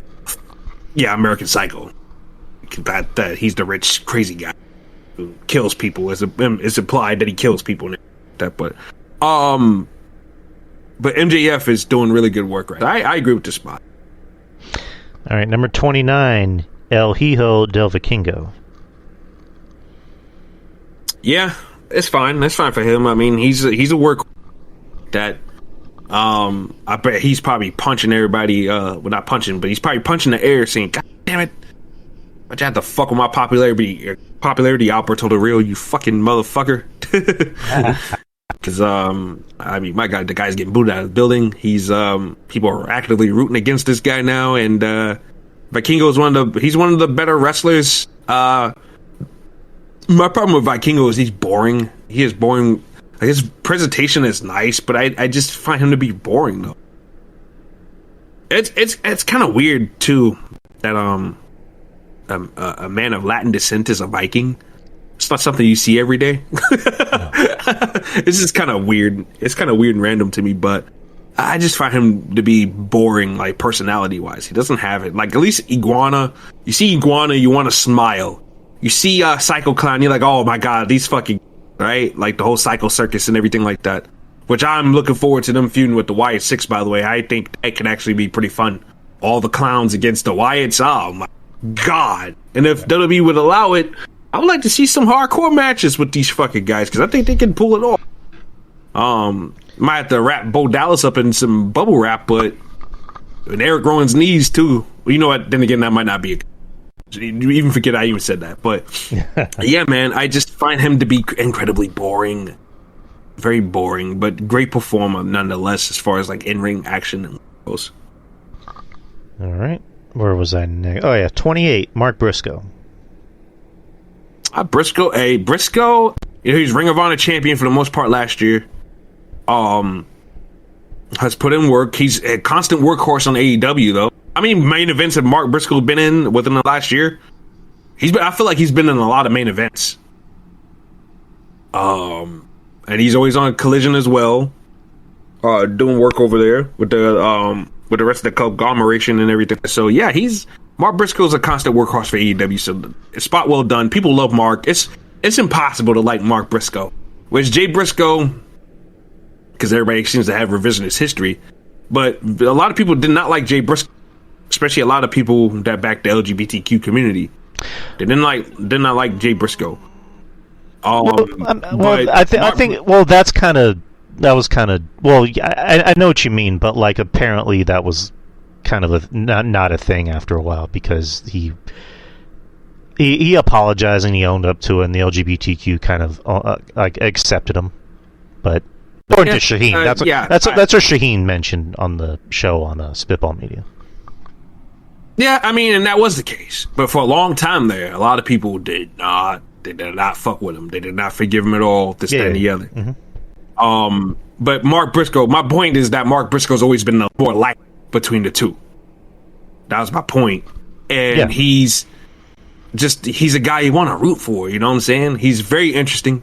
Come on, chicken. You gotta do what you gotta do, chicken. And he's just rootable. Like, you just want to root for the fucking... And, like, he's a really good babyface, man. So I'm glad he's still kicking. I'm glad he's still doing what he needs to do. And I'm glad he gets a bigger chance now to provide for his family. So, shout out to him, man. Fucking Mark Briscoe. Fucking chicken, boy. All right. Number 27, is that 20? Yeah, 27, Tetsuya Naito. I'm a huge Naito fan. I think that's not a secret at all, but Naito has not put on a grand performance, and Naito's been gone for half of the year. He left New Japan earlier this year and has been doing Japanese and miscellaneous indies ever since, him and Bushi. I'm not sure why he's on this list, and I'm not sure why he's high on this list, I should say. Because, like I said, he hadn't had a classic last year around this time. And then, like I said, he left New Japan earlier this year. So I'm not sure why he's on this list. Not really sure. 26, Ozawa. Ozawa, that's the one from Pro Wrestling Noah, correct? Yes. Okay, top guy in Pro Wrestling Noah. So, yeah, it makes sense for him to be on here. All right. Number 25. Here's a controversial name. Masha Slamovich. Masha Slamovich is a hustler. Always working, always on different indies, racking up. And she kind of alluded to that in those text messages that we saw the other day. But Masha Slamovich ain't lying. She is a hustler. She does what she has to do.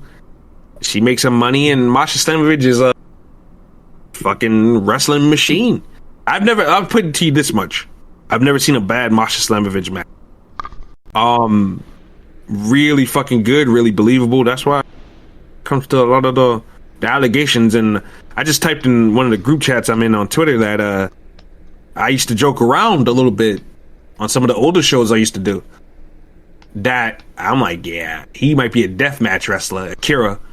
But I think Masha Slamovich is tearing his ass up. And I was just saying it in a joking manner because you look at her compared to him, Masha Slamovich got more muscle in her upper body than that boy does in his whole entire. So I'm like, yeah, she's kicking his fucking ass, bro. So like I saw the apology. I'm not really too familiar with the situation, but like, is it a thing of like she's the one abusing him, or that's what it seems like, especially from a mental. Look, the thing about the physical stuff too. He's got pictures, he's got evidence, but this guy is also a deathmatch wrestler, man. Like, how do we know those bruises and those cuts ain't from him doing deathmatch stuff? True. That's my only devil's advocate thing when it comes to that. How do we know all those bruises that came from her? You know, those could be from him doing his, like I said, deathmatch. His name is literally Akira the Death Fighter. And on the old show I used to do, I used to call him Akira the Deathmatch Wrestler.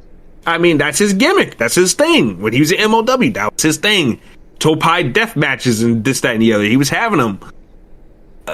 So I was giving her the benefit of the doubt there.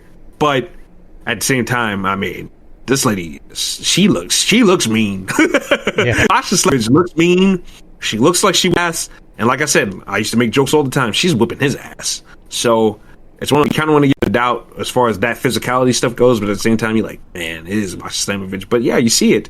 But my whole thing is, though, a lot of those screenshots of shit were cropped. I hate that. You got to give me evidence, give me full-blown evidence. I hate when things are cropped out of context, because for all we know, he could have been shooting his mouth off to her and this, that, and the other, and that part was cropped out. So what I'm pretty much saying is I'm not quick to cancel Miss Slamovich here. I'm not defending her either. I just want to see more. I want to see more. But she did own up to it, the apology or whatever. But, of course, she threw in the fact that it was mutual and stuff like that. Once again, the crop text messages out of context. How do we know he wasn't shit-talking her back? How do we know he didn't start some of this shit? And, of course, his friends are going to defend him because people are like, oh, his friends defend him. Of course, you're going to have your boys back. It's natural. It's natural. Like, some people, we know some of our friends are fucked up sometimes. But you boy, guy code down, whatever. You know what I'm saying? And that's pretty much it. So, I don't know. Like I said, I'm not one to rush and go, yeah, she's guilty, lock her up, this, that, and the other. Without knowing the whole truth, the whole story, and this, that, and the other. Yeah. Because I think everybody deserves to have their version of their story. Because everybody, you know, they're seeing what they're seeing, and they're dumping all over her, and this, that, and the other. And then she comes out and she says it was mutually destructive and this, that, and the other. But wait a minute, she's got a story to tell, too. So, I mean, are we just gonna, oh, she's guilty? Hey, she's guilty. Have you seen anything? Come on, man. That's why I'm so glad that these court systems and this, that, and the other don't go by public opinion, because public opinion is fucked up. Because people see one thing and they go, oh yeah, guilty, guilty, guilty, guilty, without seeing everything first. A lot of these people, these Twitter detectives and internet detectives, are not good detectives. I wouldn't want them defending me at all. Nope. At all. Nope. But as far as her works go, like I said, she deserves her spot. Excellent worker, probably one of the best. I was about to say one of the best American wrestlers, but she's Russian, so. But yeah, one of the best I guess based in America, right? But of course, you're gonna put an asterisk by her name now. So, yeah, unfortunately, what can you do? Number 24, Braun Breaker. My man, Braun Breaker, one of my favorite young guns in the business today. Everybody knows that Braun's my name. Oh my God, he's great. He's fantastic. I think that the timing of putting him in Seth Rollins' group is not favorable to him because it stifles his momentum. I can kind of figure out that the end game is going to have him versus Seth Rollins. They kind of teased some tension. What was it, last month or whatever? But I think the end game is for him to go at Seth Rollins. I don't know if the whole entire end goal is for him to be a big baby face in the end. Because I feel like with Braun Breaker, he can be one of those guys you can flip back and forth. I just don't want it to be just as bad as the Big Show. And he's not committed to liking the fans or hating the fans at the same time, though. I think it's a little different. He just beats up, whoever. He gives anybody and whoever a spear. So I like that aspect of it too. I do like Heyman with him. It just looks right on paper, and like in actuality, I do like the team with him and Reed. But I think him and Reed should be tag team champions. And I think them not being tag team champions, but they're beating top guys. Meanwhile, McDonough and Balor are getting beat up and tossed around and this, that, and the other. It's kind of baffling to me. But, of course, you know, I'm not the booker. But, yeah, Breakker deserves a spot. The Continental Champion, put on really good matches. Has, like, at least a highlight moment every week, especially when he was still the champion. Of a crazy spear or a crazy feat of athleticism. That shoulder tackle we gave Jey Uso the other night, absolutely outrageous. You saw that? Yeah. Oh my god, that shoulder tackle he gave him on the outside of the ring? Holy shit. He nuts. Fucking launched out of a can. I'm like, wow, bro. Like, god damn. That should be a fucking signature. Like, shit. He made that look so nice. Like, and I gotta give Jay his credit. Jay sold that. He sold that very. You know, it's just kind of a downer. It's kind of a bummer that, you know, there's no house shows, because I really do think he can benefit from house shows. You know, getting better in the ring, getting a little bit more crisp. But yeah, I mean, I fucks with Braun. I like Braun. I don't really like him being in a group with Seth, but more than likely this is leading to him and Seth, and he can get over as a babyface, I'm assuming. But next, number 23, you have Mascara Dorada. Not to be confused with Grand Metalik, because a lot of people get him and Grand Metalik confused. I think he's a good wrestler, but he's got a problem of hating wrestling in general. So it's not just him. I'm not picking on him, but he's a guy that's guilty of doing this weird convoluted offense that people have to stop and wait for. You know what I'm saying? Kind of like Commander, where Commander does the rope around the thing, and the wrestler has to. And it's some of it's on the wrestler too, because if I was a wrestler and I saw a guy getting ready to do a spot like that, I'd be slowly dragging myself up. I would be woozy. I'd be I would be walking like I was drunk, and then stumble my way into taking that bump. But to me, that's on the performer and the reactor, and I think that there should be some better communication there. But you hate those spots. I think you do too, and I think a lot of other people does as well. With a guy he's standing there, just waiting for the guy just to dive on him. It's fucking hate that. And my boy Rusev was a main culprit of that like 10 years ago. Remember when him and Roman Reigns had that feud for the US belt like 10 years ago? And Rusev was beating somebody up, and then Roman Reigns came out of nowhere, and Rusev is just staring at Roman Reigns going, ah! And Roman Reigns just charges at him and gives him a fucking spear. I'm like, hold up, what the fuck? What? Why did he do that? Why did he not move? You had plenty of time to move. His music hits, he runs, and then Roman Reigns starts to charge up for the run for the spear, and then Rusev is just standing there. And he just fucking takes this. I hate that in wrestling so bad. If that's one trope we can get away from, that is definitely one. Guy sitting there watching the guy set, run, jump, and execute his offense while you just standing there looking like a dumbass. You got ample time to move. Hate that. Number 22. But yeah, he's one of the. Go ahead. But he's a good wrestler though. He's a good wrestler. I like him underneath the mask a whole lot more than Grandman. Honestly, Metalik was more technically sound, but this guy is more of a luchador. A lot of great offense. Just he needs to work on tightening it up a little bit. All right. Number 22, L.A. Knight. Yeah. Considering his bad his booking has been as far as like wins and losses been concerned, it's amazing to me that he's high on this list, number one, and still over. But LA Knight is consistent. He's consistent. I think he's on this list because he's had the most matches in WWE from last year blending into this year. So, like I said, LA Knight, not the sexiest wrestler in the world as far as like his in-ring offense and stuff like that, but LA Knight goes up there, he busts his ass, bro. He really does, and I gotta give him credit, man. He does not phone it in. He gives it everything he's got every single week. And I like Knight. I just wish they would do a little bit more with him. I know Seth Rollins is going to be the champion for a long period of time, but would it kill them to have to break up the gluttony and the monotony there? Would it just kill them for 1 second to give the guy a championship run, even for like a couple of weeks? Like, would it kill him? Like, would it kill him? Really? Like, come on, man. I don't get that. But because he needs something. He needs something. He can't keep on losing all the fucking. He can't. He just can't. But I like LA Knight, and it's good for him to be on this list, especially at that spot. Because he, like I said, works hard every week. Very consistent. Doesn't seem to take time off either. LA Knight's there. He's there more often than he's not. He's always wrestling. So, got to give LA Knight his credit, man. Yeah. Yeah, I don't think he's ever been hurt. That's weird. I mean, he doesn't do he doesn't do anything overly. He doesn't do things that he knows he can't do. That's the best way to describe it. But although sometimes he scares the fuck out of me when he does that pop up from the second turnbuckle to the top one for that elbow. Mm-hmm. He scares me sometimes when he does that shit, though. Yeah. Oh.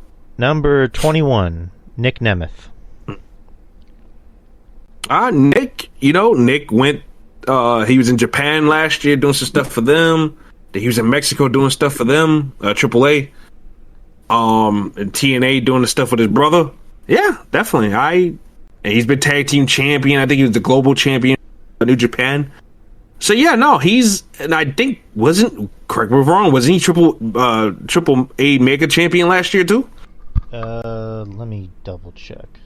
I know he was at least in contention. Okay, yeah, he did win the belt. Okay. Yeah, so there you go. He's won 3 belts in 3 different promotions. Lower tier, not WWE or AEW, but yeah, he's been in the title picture in AAA, New Japan, and fucking TNA. It's not bad at all. That's not bad company at all. And like I said, his stuff with his brother, the tag team with his brother, where Ryan is pretty much riding off of Nick's coattails. It's hilarious. It's hilarious shit, and it's actually it's a nice dynamic. That honestly is reshaped. It's changing my view on Ryan Nemeth, because I was like, this guy's a crybaby, but I like him in this role of him being the younger brother who never really made it like his older brother, but he's riding off his older brother's coattails, and they're both heels together. So it's actually like that. So I'll give Ryan that. This is probably the only highlight of his career, honestly. He damn sure didn't have one in AEW and WWE. That's for damn sure. Well, he did have a highlight in AEW. Remember CM Punk threatened him in the locker room, so that was a highlight. We didn't see that. Well, it's a highlight. It's a highlight nonetheless. Had we would have seen camera footage of that would have been quite nicely. Now, I agree with you wholeheartedly. We didn't see it. Which by threatening, according to him, all CM Punk said was, "You want to do this?" Like, that's literally what he said to him. He didn't. But anyways, continue. Yeah. And how nice is that lawsuit going? Isn't he suing Tony Khan and CM Punk? How's that going for him? I don't even think it's going. Dumbass. But yeah, but Nick is doing great work right now. I think he's really I think he's working hard to get that last miserable years of WWE stench off of him, and he's doing really good work right now. So I got to give the Wanted Man that. And I love his theme song, by the way, too. All right. Oh my gosh, he's a wanted man. This sounds very old school and classic. Downstate did a good job on that. All right, now we're in the top 20. Okay. Number 20, Jacob Fatu. Where the fuck has he been? I think Jacob Fatu's been off. Yeah, but like, is he hurt? Is he in trouble? Like, what happened? I don't know.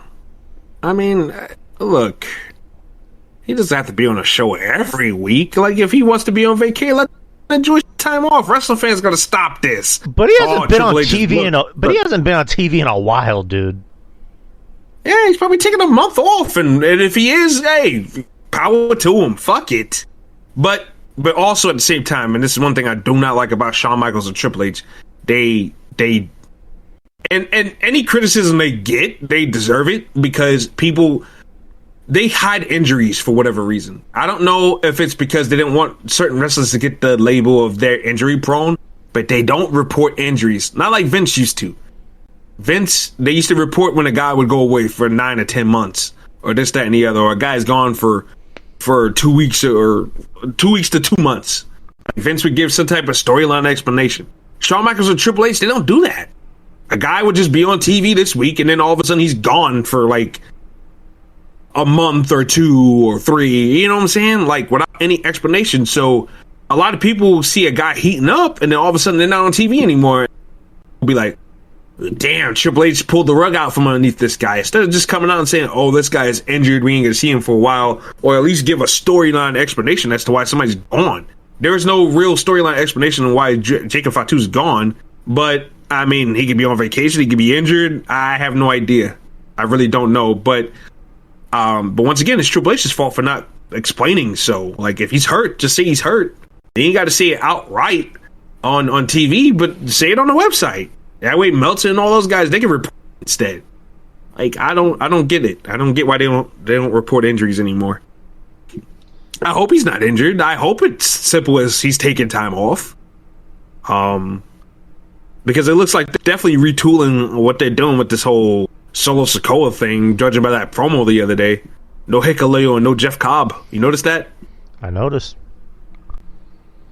So I don't know if those guys are what they're gonna do, but he singled out Tonga Loa and Tonga Loa alone. So I don't know what the fuck is going on there. But Jacob Fatu's had a good year though, really good year. Just by being himself. And whether you guys think that's legit or not, there's certain wrestlers that'll be, especially a lot of African Americans in NXT that don't think is legit. But but Jacob Fatu, he's doing work, and like I said, organically got over, and he's reaping the rewards for it. I wish his United States Championship run would have lasted a little bit longer than it did, but it is what it is at the end of the day. But yeah, he definitely deserves a spot. 19, your boy Trick Williams. Trick Willie, I mean, come on, man. This man was NXT champion, TNA champion. Is on a great run right now. I think his in-ring work is getting better. It's getting better. And this is what I mean. Like, you gotta give these guys reps, man. You gotta give them reps so they can get a chance to get better. If you send somebody out there, they're making mistakes, they're stumbling and bumbling, and then you pull them and not allow them a chance to get better and better, like, they're not going to get better. You know what I'm saying? So I'm glad that even though him and Carmelo Hayes had a very underwhelming match last year to cap off their feud, I'm glad that Shawn Michaels didn't give up on him, and he's still giving him like high pro matches and gave him the belt within a year range. So I'm happy that he's continuing to showcase what he can do. He's great on the mic. And he's just a superstar, man. He's money, bro. I love Trick, man. He's fucking great. And it's not because he's a gamecock, but it's because, like, he's talented, man. Like, he's talented. A spitter on the mic. It shows some flashes of great athleticism in the ring and that the other. He's just got to, once again, he's got to tighten it up a little bit more. But that's coming. Like, he's doing it. He's piecing it together now. So, and by the time he's done in NXT, I think he'll be a final product for the roster, for the main roster. I mean, yeah, he's where he needs to be right now. He has star potential. He's a star. Like, he's going to be a star. How far he'll go, I don't know. But the guy definitely has. He has it. He has everything they want. And Triple H hates fun, so I don't know. I'm weary. I am very, very weary. Triple H hates fun. He really does. I'm afraid he's going to make Trick Williams boring on the main roster. I doubt it. 18, Damian Priest. You doubt it. He made Damian Priest boring. Damian Priest, my God. Honest to God, I think this is wrong. I think he should be a little lower on the... What has Damian done this year? Let's see. I'm looking at the things right here. So, former Judgment Day member ditched the group after Finn Balor contributed to Priest losing the World Heavyweight title to Gunther at last year's SummerSlam. Bad Blood has forged a close alliance with fellow exiled Judgment Day member Rhea Ripley. That's literally it. That's it. Whoop-de-doo! I rest my case. I don't. Priest should be a little bit. He should be a little bit lower. He should be in the mid-30s, not Drew McIntyre. What the fuck? Agreed. Like literally nothing there. There's nothing there. Nothing. Not a damn thing. At least Drew faced off for the titles and he had feud of the year with Punk, which concluded around this time last year. So I mean, what the fuck? You know? I don't get it. Damian Priest. Like I do like his feud with Aleister Black right now. I think that is actually good because I think they match up as far as like Aleister Black being the dark, mysterious guy, Damian Priest coming from that Judgment Day lore, the Punishment or whatever. So they kind of match up nicely. I do dig the feud between the two, and they have similar fighting styles. Even though I think Aleister's look more crisp with the kicking and everything like that. I think Priest his stuff looks a little choreographed sometimes with some of the kicks he be doing. But I think they match up nicely though. Other than that, his feud with McIntyre, I didn't feel it at all. And they tried a lot of stuff with that one, like they were attacking each other backstage and beating each other up. But I didn't dig that the way you would think that you would dig that feud, right? Mm-hmm. But yeah, Priest just hasn't really done much to really excite me this year. I'm sorry, like I haven't. Even when he threw Kit Wilson through the wall the other day, once again, wasn't really feeling it or buying it. Kind of felt bad for Kit Wilson there. And that's an example of Triple H turning people boring. Because how do you fumble fucking Pretty Deadly, man? How do you fumble at? But whatever. But yeah, who's next? 17, Takeshita. I would argue he should be top 10. Maybe even top 5. But 10? Well, 17 rather. Fine, definitely fine. Takeshita never has a bad match. To me, he's the best Japanese working wrestler today, bar none. Over Okada, I don't give a shit about Okada. Takeshita beats out Okada, Naito, Tanahashi, even the young guns now. He's better than Yamera. He's better than Tsuji. He's better than Ren Narita. Of course, it's not Ren Narita's fault. He's in a shitty group that doesn't excel in ring work. That's the gimmick. But yeah, he's the best Japanese working wrestler today. I love the dude a lot. I think his matches are really, really good. For every crazy Japanese wrestling match that Dave Meltzer might overhype or whatever, I don't think he can ever really overhype a Takeshita match, because I think he gives you some of everything in his offense, man. It's a deep offensive bag. He doesn't rely on just chops and strikes and all that other bullshit. Suplexes, presses, there's just shows a strength and then a striking ability. He just has it all, man. And his offense is very exciting, and I fucking love the dude, bro. I had never seen. The match with Sabre kind of went a little awry when he get brain bucked off the top rope or whatever. But Sabre's not used to that pace of style, because Sabre usually controls the pace of his matches by grounding and pounding a guy and holding him down to the mat for 5 minutes. So I think Takeshita took Sabre out of his element there when he gave him that brain buster off that top rope onto the fucking turnbuckle, and that kind of went awry. But other than that, Takeshita really doesn't fuck up either in match, you know? He's just one of my favorites. Like, for me personally, he's my favorite. Like, he's number one for me personally, but this is fair. He won the G1 Climax, never openweight championship. He was the international champion. I would argue that he should be higher, honestly. Just based off winning the G1 Climax alone, that's a big deal. He gets the main event of Wrestle Kingdom, whatever Wrestle Kingdom they're on now. And he, like I said, won the never openweight championship, the international championship in AEW. So you would argue that he should be a little bit higher, honestly, but no, it's interesting to see. From what I've seen from him, he's really, really good. He's got a good look. So good look, good size, like just cool, flat out cool, man. He's not corny. He's not a cornball Japanese wrestler. He's just not. 16, Bandito. Mm-hmm. Who? Bandito. Oh, Bandy. Oh, yeah. No, the Bandito is, dude. He's the best luchador in the world, man, in my opinion. Like, as far as a guy that works like the flippity doodah. You know what? You can't even say that though. Like, he works a hybrid style. A guy, he does the flippity doodahs, but he has power. He has strength. The 21 plex is probably one of the best finishers out there. He takes a simple German suplex, added the whole balancing and getting him for that position off the ropes. He added that to that move and made that a deadly finisher, and a finisher that people actually pop for, and a finisher that he has not let people bastardize. So I appreciate that. Bandito is just one of the best working luchadors today, bro. He really is. I'm pressed to find many that's better than Bandito. Maybe Penta, Phoenix, as far as like unique offense and everything like that. Maybe those two. But other than that, you can't give me 10 other luchadors that are better than Bandito. And I'd be shocked if anybody but Mystico was above Bandito in this list. That's a luchador. We're getting there. Number 15, CM Punk. My God. Go ahead. I'm going to be biased. He should be higher. Punk should be higher. Great feud with McIntyre last year around this time. Punk did really good work into WrestleMania. Slapped together main event, but he got a chance to main event WrestleMania. And I think everything he's done since then has been good. The Rollins and Punk feud is dragging.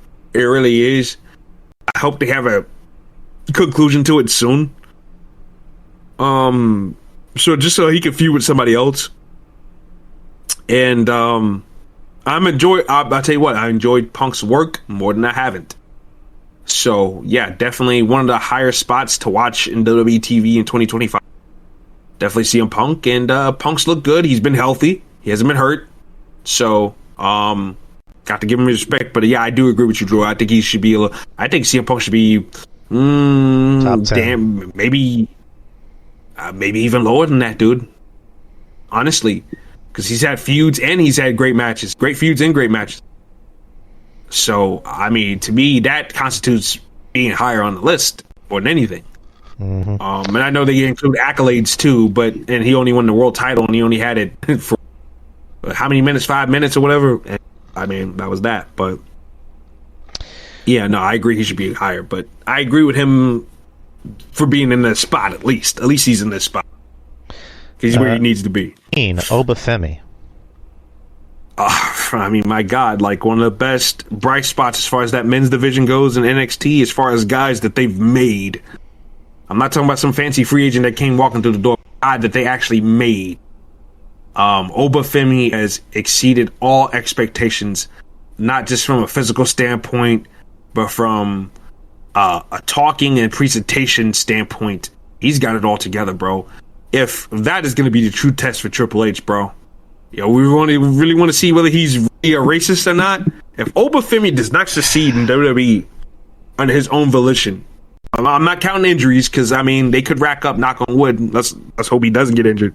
But minus injuries aside, if Triple H fucks this guy up on the main roster, I don't know, man. We got to start questioning this guy for real. Because how can you screw up a guy like that? 6 foot...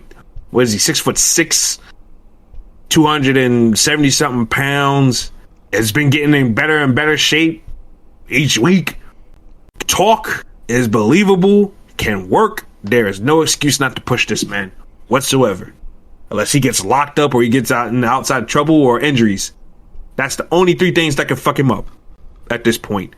He is a can't miss prospect, and I haven't said that about anybody in a long. Yeah, it's like even when Jim Cornette is like, there's no way you can't make money with this guy. You know, there's no way. The guy has a look. The guy can work. I mean, he's not like an he's not like an Ahmed Johnson where like he drops somebody on their head. Like, no, the dude can work. The guy's fast. He's quick. Fucking strong. He's fucking strong as an ox. Like, he can work. He can make you money. He can cut a good promo too. And you know, I mean, I don't know if I would call it a catchphrase, but like, you know, whenever he talks, people go, you know, like oh boy from Black Panther. So the guy can make you money. And I won't agree with the racist part, but I will agree. It's like if Triple H can't make money with this guy, it's like, what are we doing? So, yeah. Anywho, definitely, it's gonna be a true test. That's all I gotta say. Like, better not fuck this up, Paul. Come for you. He better not. You better not. About to take Stephanie with me. 13, Zack Sabre Jr. Oh, God. Young punks. This guy, Whoa. Everyone jerks off to this guy. I don't see it. He's boring. He is the definition of boring. He is a guy. If you like technical ground and pound wrestling, he does it and he does it well. But you have to be somebody that's into that. You have somebody that is into the scientific ground and pound wrestling matches. Because if you're not, you are going to find him boring. I tick and sat Morgan down just to see it from a casual, wrestling fan standpoint. I sat her down and we watched Zack Sabre Jr. versus who was it? I forgot, but it was a Zack Sabre Jr. match nonetheless. And she was like, "Is this all he's ever gonna do in this match? Is keep him down? Like there's no movement?" I'm like, "No, this is exactly what he does. Ground you, plays with your fingers, rips it apart, it's on limbs, ties you up in a ball, kicks you in the ass, penalty kick. Then once the guy fires back up, slaps on a sleeper, this and this. He's got a brutal submission maneuver, crossface, the double arm trap crossface. Sometimes he'll throw the headbutt in there. I mean, but it's just that there's nothing like at least Danielson does all that, but Danielson has other moves aside from that. It's not strictly on the ground. He can fly around, flying knee, flying headbutt. Danielson's got other offense. Like he found a way to blend all that shit in, and that's why to me Danielson's the best technical wrestler in the world. Wheeler Useless and Garcia have found ways to integrate other things in between doing all that shit. Whereas Zack Sabre Jr. never got a clue. He never got a clue. Nigel wrestles that style too. But Nigel did other shit. Nigel had other offense away from the ground. Tower of London. Fucking just a bunch of other stuff. The Jawbreaker Lariat. Nigel had other signature moves that were off the ground. Whereas, like I said, Sabre Jr. never got a clue. And as long as people keep on kissing his ass, he will never get a clue. Because when you're being told you're great, you know what I'm saying? Why would you have the initiative to change? Yeah. But yeah, he's boring. He's champion right now. I'm hoping Takeshita takes that belt from him so we can actually get some really excitement in there. Because I think Takeshita versus Yamira can be something. Takeshita versus Tsuji can be something. Even he can drag Ren Narita to have a great match. You got something there. And I think New Japan can making these guys, these 4 guys that they chose, and Yamira, Tsuji, Ren Narita, and who's the other Japanese guy? They want to make Shuta Umino. They can finally have somebody that can help get these guys where they need to be, finally. Because Zack Sabre Jr. ain't it, pal. He's not it. He's an acquired taste at best. A very acquired taste at best. And I don't even hear Dave Meltzer even hype him up like anymore either. Because Dave Meltzer used to be the main sucking this guy off. He's like that director that makes these really art house, slow paced indie films that people claim are amazing and that we just don't get it. That's Zack Sabre Jr. Anyways, yeah, like you got to really be into it in order to like him. 12, Joe Hendry. Yes. He had a big year. You know what? I know you don't like him. I'll just say my piece. Well, damn, Drew, you didn't even give me a chance to even say anything yet. Well, let me say I was getting ready to give. I was getting ready to give him credit, Drew, before you cut me off. I'm sorry, but I will say he's had a big year. The song, the song. People don't really. I don't think people don't seem. The song's been around for a while. It's just use that song in Ring of Honor. Yeah, the past year and a half is when the song's over. And, he's had his big moments. He was the TNA champion. He was in the Rumble. He got his Mania moment against Orton. Granted, 2 minutes? But from what I heard, that was Orton's call. Like, Orton handpicked him. But the guy's had a big year. I can't really, get mad at it. I don't want to sound like I'm, his biggest fan or anything. But, yeah, once that belt... Fan. Yeah, whatever. Yeah, but no. Once that bell rings, it's like nothing amazing over the top is going to happen. But good for him. But go ahead. Yeah, no, I was about to say Joe Bunzi definitely deserves to be on the spot because look, while he's not greatest in the ring, he's not versatile. Nothing he does blows you away. He has a pretty weak finisher, in my opinion. Mm-hmm. I think Joe Hendry is entertaining, though. He brings other aspects to wrestling that is missing. He is entertaining, and he does a lot of segments and a lot of singing and everything like that. And it is entertaining. It is catchy. It's not corny. I think that Hendry has value in wrestling. But my thing is that WWE, if they do sign him, I think that it might be counterproductive, to be honest with you, because Triple H is all about the in-ring work. I mean, Miz don't even have Miz TV anymore, man. Are you gonna give Joe Hendry a segment every week? I don't know, man. I don't know. But for NXT standards and purposes, at least Sean will try to use him in his hot spot and everything like that. But Hendry has had a good year. I think TNA fucked up by not giving him the belt when they should have, when he was hot. But yeah, Hendry definitely deserves a spot. A lot of burst of popularity. He's still popular. Not as hot as he was last year around this point, but he's still popular nonetheless. People still, he gets a reaction whenever he pops up. And I like these miscellaneous cameos that he has now and then. It pops up out of nowhere. Like, it's just like, oh my God, that fucking face, bro. What the fuck, man? And the funny thing, too, is that God bless that fucking silk blue shirt and those fucking white pants, man. Is that like the only thing that he has in his closets? Exactly. He's been rocking the same outfit for the last like 2 or 3 years, man. It's fucking hilarious. But that song has been around for a long time, too.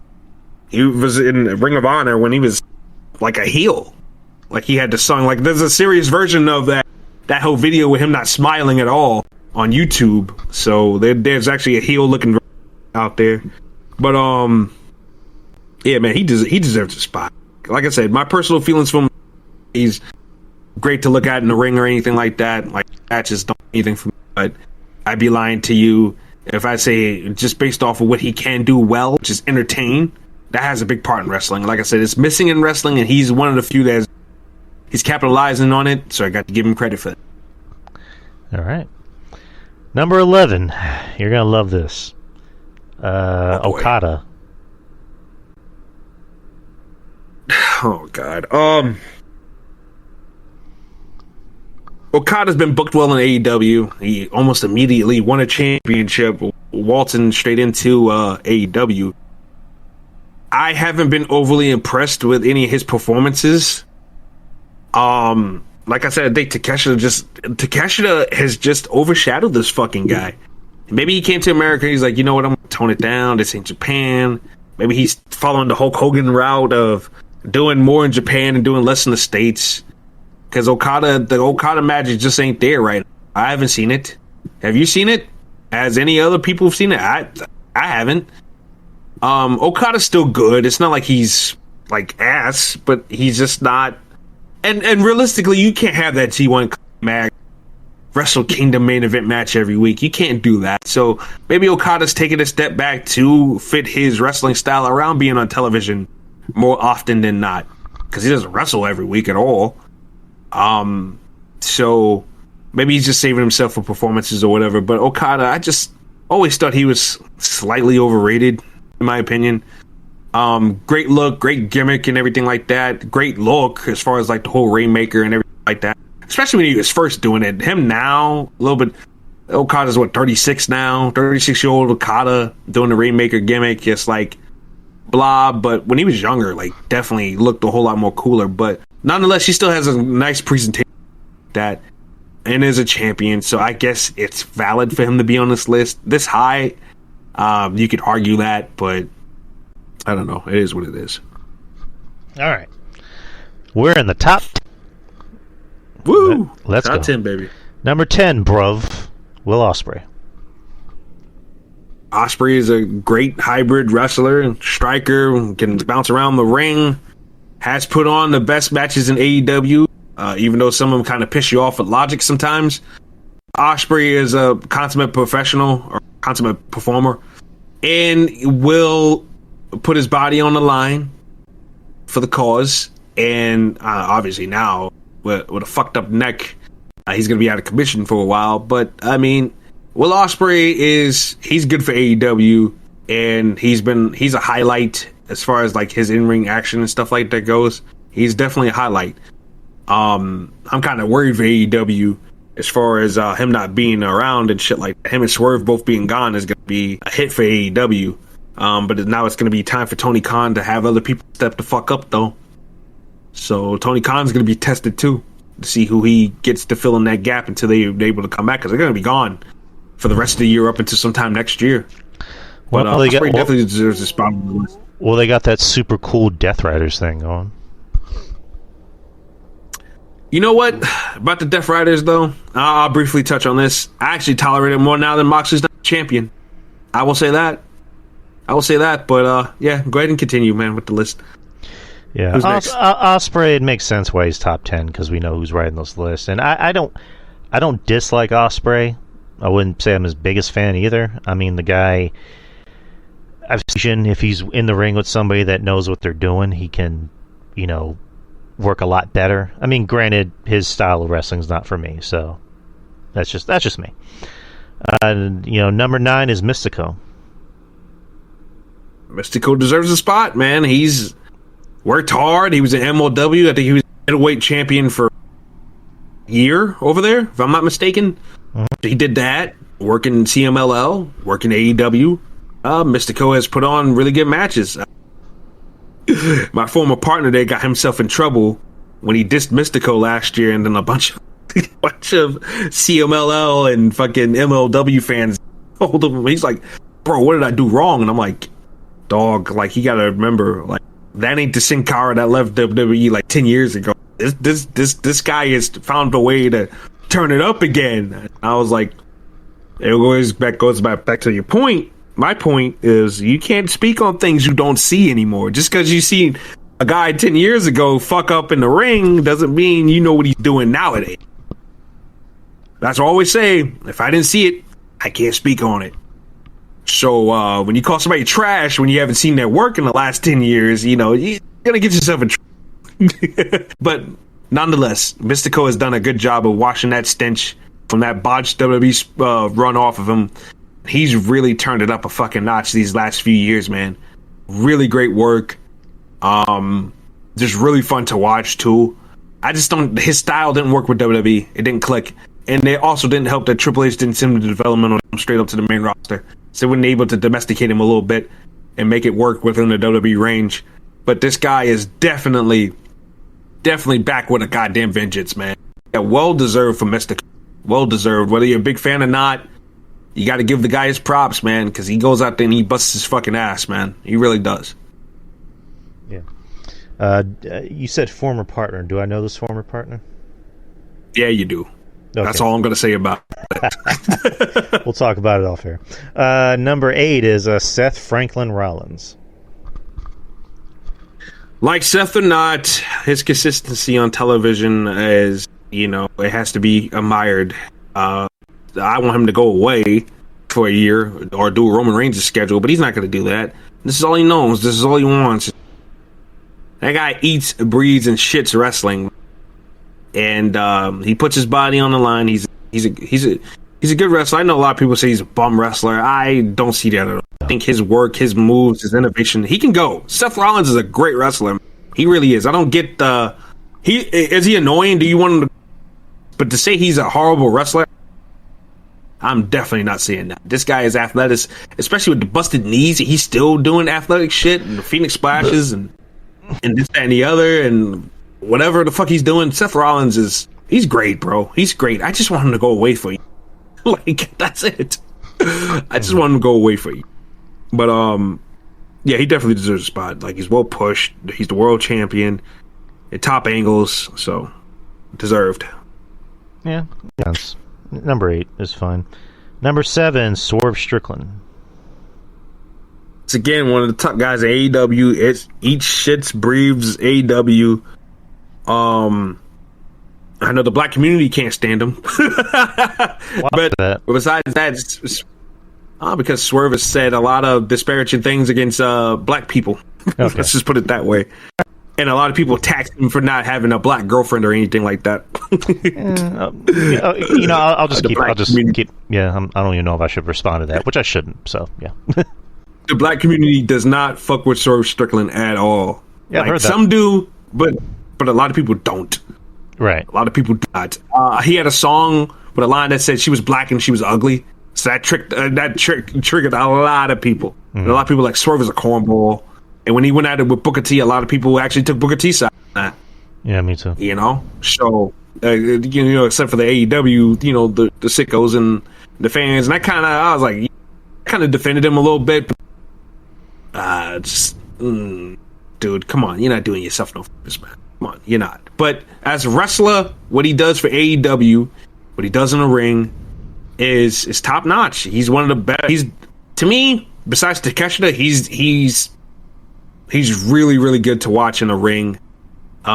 He's a guy that can do the deathmatch stuff, but when he has his regular matches, he just got a deep bag of moves, bag of just innovative offense and everything like that. Does stuff he does well, and he was the champion. So yeah, got to give Swerve his credit, man. On that alone, So yeah, deserved. Number 6 is Jey Uso. My feelings for Jey Uso in the ring aside, Jey Uso is a top draw, champion, Royal Rumble winner. What else did Jey Uso win this year? I think that's it. That's it, right? Yeah, Royal Rumble winner, the World Heavyweight Championship. Yeah, Jey Uso is a top guy. Like, he's a top guy. Like I said, like it or not, but he's a top guy. He makes top guy money, sells merch out the wazoo. His reactions is like watching a fucking concert. He's got half of it locked down, and nobody can really argue that. Now he just needs to lock down the other half. If he can lock down the other half, he'd be good to go. And I got to give him props for locking down Jada Parker. I mean, my God, Jesus Christ, he's a winner in life just for that alone. 5 letters, Christ Almighty, 1 word, skeet. Damn. With Jay, it's like, yeah, the guy sells merch. I mean, it makes sense, but you can kind of tell as of late that they're booking him in a way where they've come to realize he's not that kind of guy. The Jey Uso experiment was just that, an experiment. So, but he's got Jada Parker, so I can't hate on that. I definitely can't hate on that. He's winning. Yeet. Number 5. I got to number 5, and Ruben's reply was exactly what I was thinking. Haruki Goto. Goto was the champion. He had that Cinderella run earlier this year. But number Goto 5? had been a long-time tag team. Yeah, of course. Yeah. He's been champion in Japan. He's put on good matches. Look, I'm telling you right now, I think New Japan made a mistake by taking the belt off of him and putting it back on Zack Sabre. Goto is a good wrestler. He's been a loyal soldier in New Japan for years. But Okada, once again, overshadowed a lot of those other guys. And now they're just realizing that they can rely on a Goto to be the guy. Now, at age and state, it's only a temporary fix. But Goto deserves to be not number 5. I wouldn't say 5. But at the least 8. I would swap him for Seth. For sure. But he deserves to be at least top 10 on. I give him that, because Goto did have a good year. He had a good year. He capped off a nice tag run. Then he beat Zack Sabre Jr. for the championship. And he's been champion up until sometime recent. So, got to give him that. All right. Number 4, Hangman Adam Page. Hang person Adam Page. Him as a character just don't click with me at all. I don't really care for Adam Hangman Page, but at the same time, his work is good in ring. That bell rings, and it just makes me forget about him as a person and just how cottonelle tissue soft he is. And it's like, oh, damn, dude. Like, if you just shut your mouth, like, you'd be actually all right in my book. Like, dude, he says these things that make me go, ugh, soft. Like, ice cream, Mr. Softy, soft. Like, come on, man. But like I said, his work in the ring is good. AEW fans love him. So, and he's champion. He had a good story with Swerve. And I will say this, though. His stories and everything like that are good. Like, they're really good. Like, they tell some of the best stuff from the last couple of years has been his stuff, from him hitting rock bottom to being angry and then to being a babyface again. That whole journey has been fun to watch. That. But so yeah, definitely deserved. He won the championship. He was the one to find the Moxley thing, and I agree with the move because he was hot. Osprey and Swerve were still beaten down, and we're gonna leave anyways to go get surgery. It was a good call not putting the belt back on either one of those guys, or putting Osprey to begin with. And it was a good call not to give it to Darby, because Darby's not reliable. I'm sorry, he's not. When he chooses and prioritize climbing Mount Everest over your company, like Tony Khan made the right move putting the belt on. And Hangman Page was the next man up, and he got over hot. So yeah, he's definitely the guy for the job right there. So I will give him that. My personal feelings from his side, once again, I can't argue with the impact he's had on the show and with their fans. So justified, in my opinion. I don't know. I guess I'm different, because once upon a time I was his praises. Like, I was just like, out of everyone in the Elite, I think he's the better wrestler. Yeah, I mean, I even thought he was better than Kenny. I still think he's better than Kenny. I'm not even trying to sit here and say he's a bad wrestler. On paper, he does all the right things in the ring. He doesn't do anything overly offensive. Well, if you want to talk about match stuff, then whatever. But I don't. That's not his niche. I mean, that's not his bread and butter, though. Like, he doesn't need that to have a good wrestling match. Right, and I don't necessarily get offended, quote unquote, by anything in wrestling, so to speak. There is stuff that I just think is just stupid. I think he's above that. I don't think he needs to do it, even though whatever. It is what it is. But like, I don't know. It's just the dude is just unlikable. He's really gone. It almost seems like he's gone out of his way to be unlikable.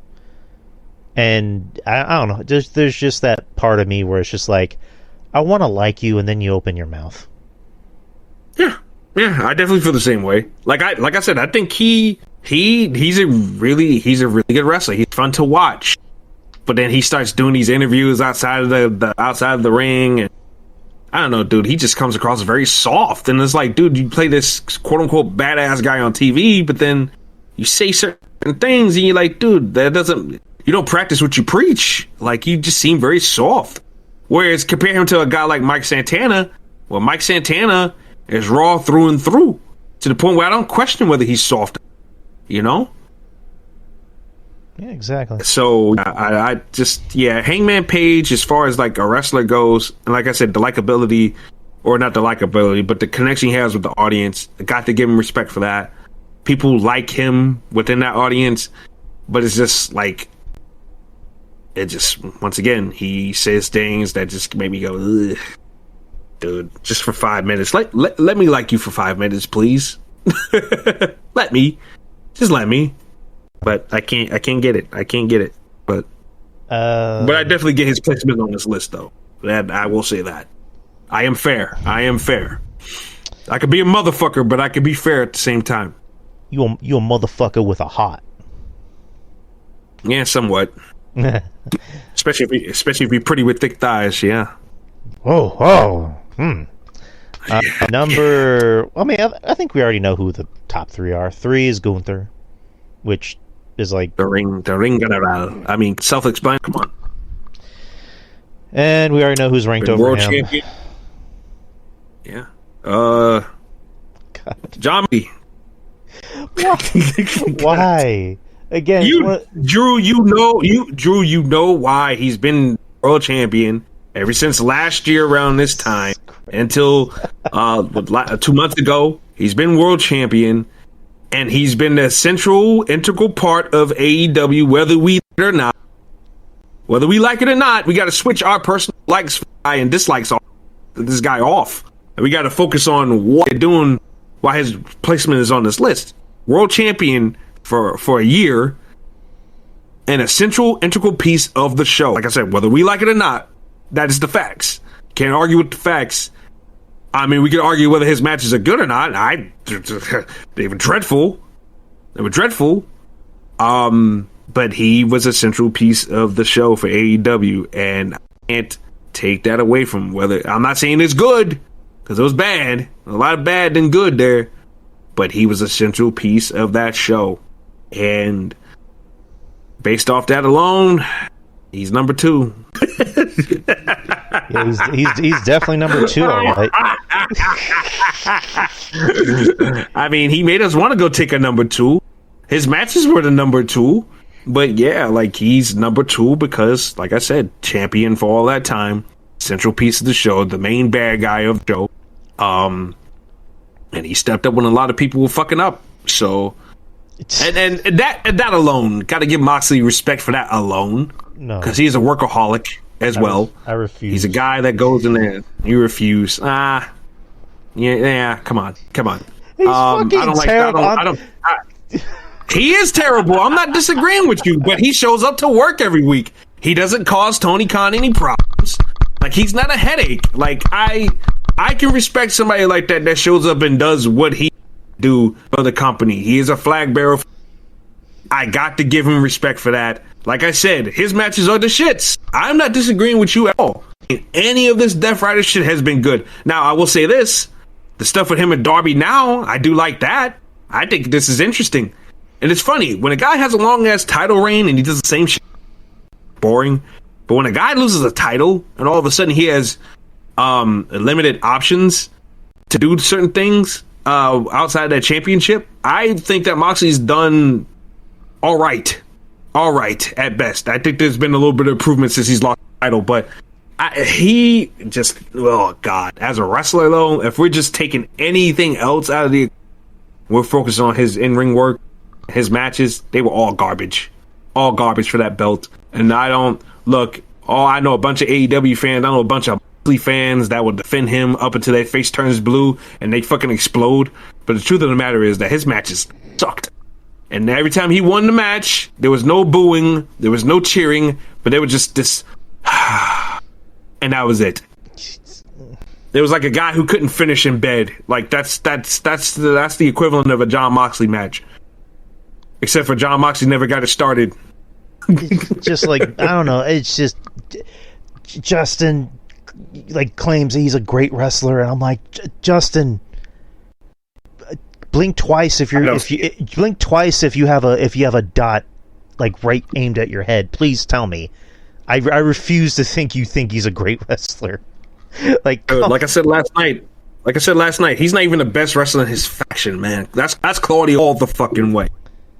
Claudio Castagnoli all the way. And then Wheeler Useless and Garcia right there underneath him. And like, we had a freaking straight up argument with Zane to think about when it's wrestling at the end of the day, where it's like, we had a straight up argument about Moxley, and it's like, that's how serious my disdain for this dude goes, where it's like, he's not a great wrestler. Like, what the he's not a great wrestler. He's not. It's sloppy brawling and a lot of deathmatch stuff. That's his bread and butter. That's always been his. He was a whole lot more better back then. I don't know what it is. Got to AU or whatever. When he's in Japan though, I give him credit. Like, he does. Obviously, they don't play that deathmatch shit over there for the most part. But he does better in Japan. I think he's more serious because, like, he wrestles in tights over there at times, like traditional wrestling gear over there at times. So I think he takes New Japan more seriously as a sporty type wrestling gig or whatever. But AEW is just a lot of sloppiness, man. The sloppiness, and I don't dig him. But my thing is, once again, even with the Seth stuff, he keeps on coming back for more. He's reliable. I got to give him credit for that as a man. He's reliable. He keeps on coming back for more. Like I said, he doesn't give Tony Khan any problems. You would think he would give Tony Khan problems, but he doesn't. And he just rolls with the flow and does what he has to do. Whether we like it or not, I mean, that remains to be seen. Or, I mean, you just flat out hear us both say that we don't like it. But I give the man credit for being that guy for AEW, that backbone for AEW where they need it. Because, Lord knows, they've had a lot of incidents. Nothing here lately, though, really.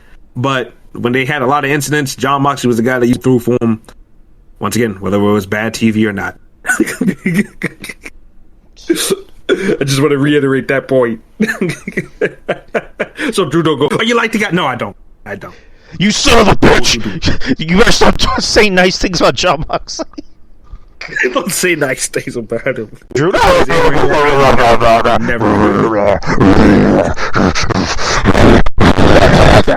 Oh, good lord. You sound like Jon Moxley now? You doing your best Jon Moxley impersonation? Don't call me that. Best wrestler in the world. Jesus Christ. Anyways, and then number 1 is Cody Rhodes, which is kind of a... Of course. Duh. Like a duh. The duh in the world. I mean, of course, Cody Rhodes is number 1. He's the quarterback.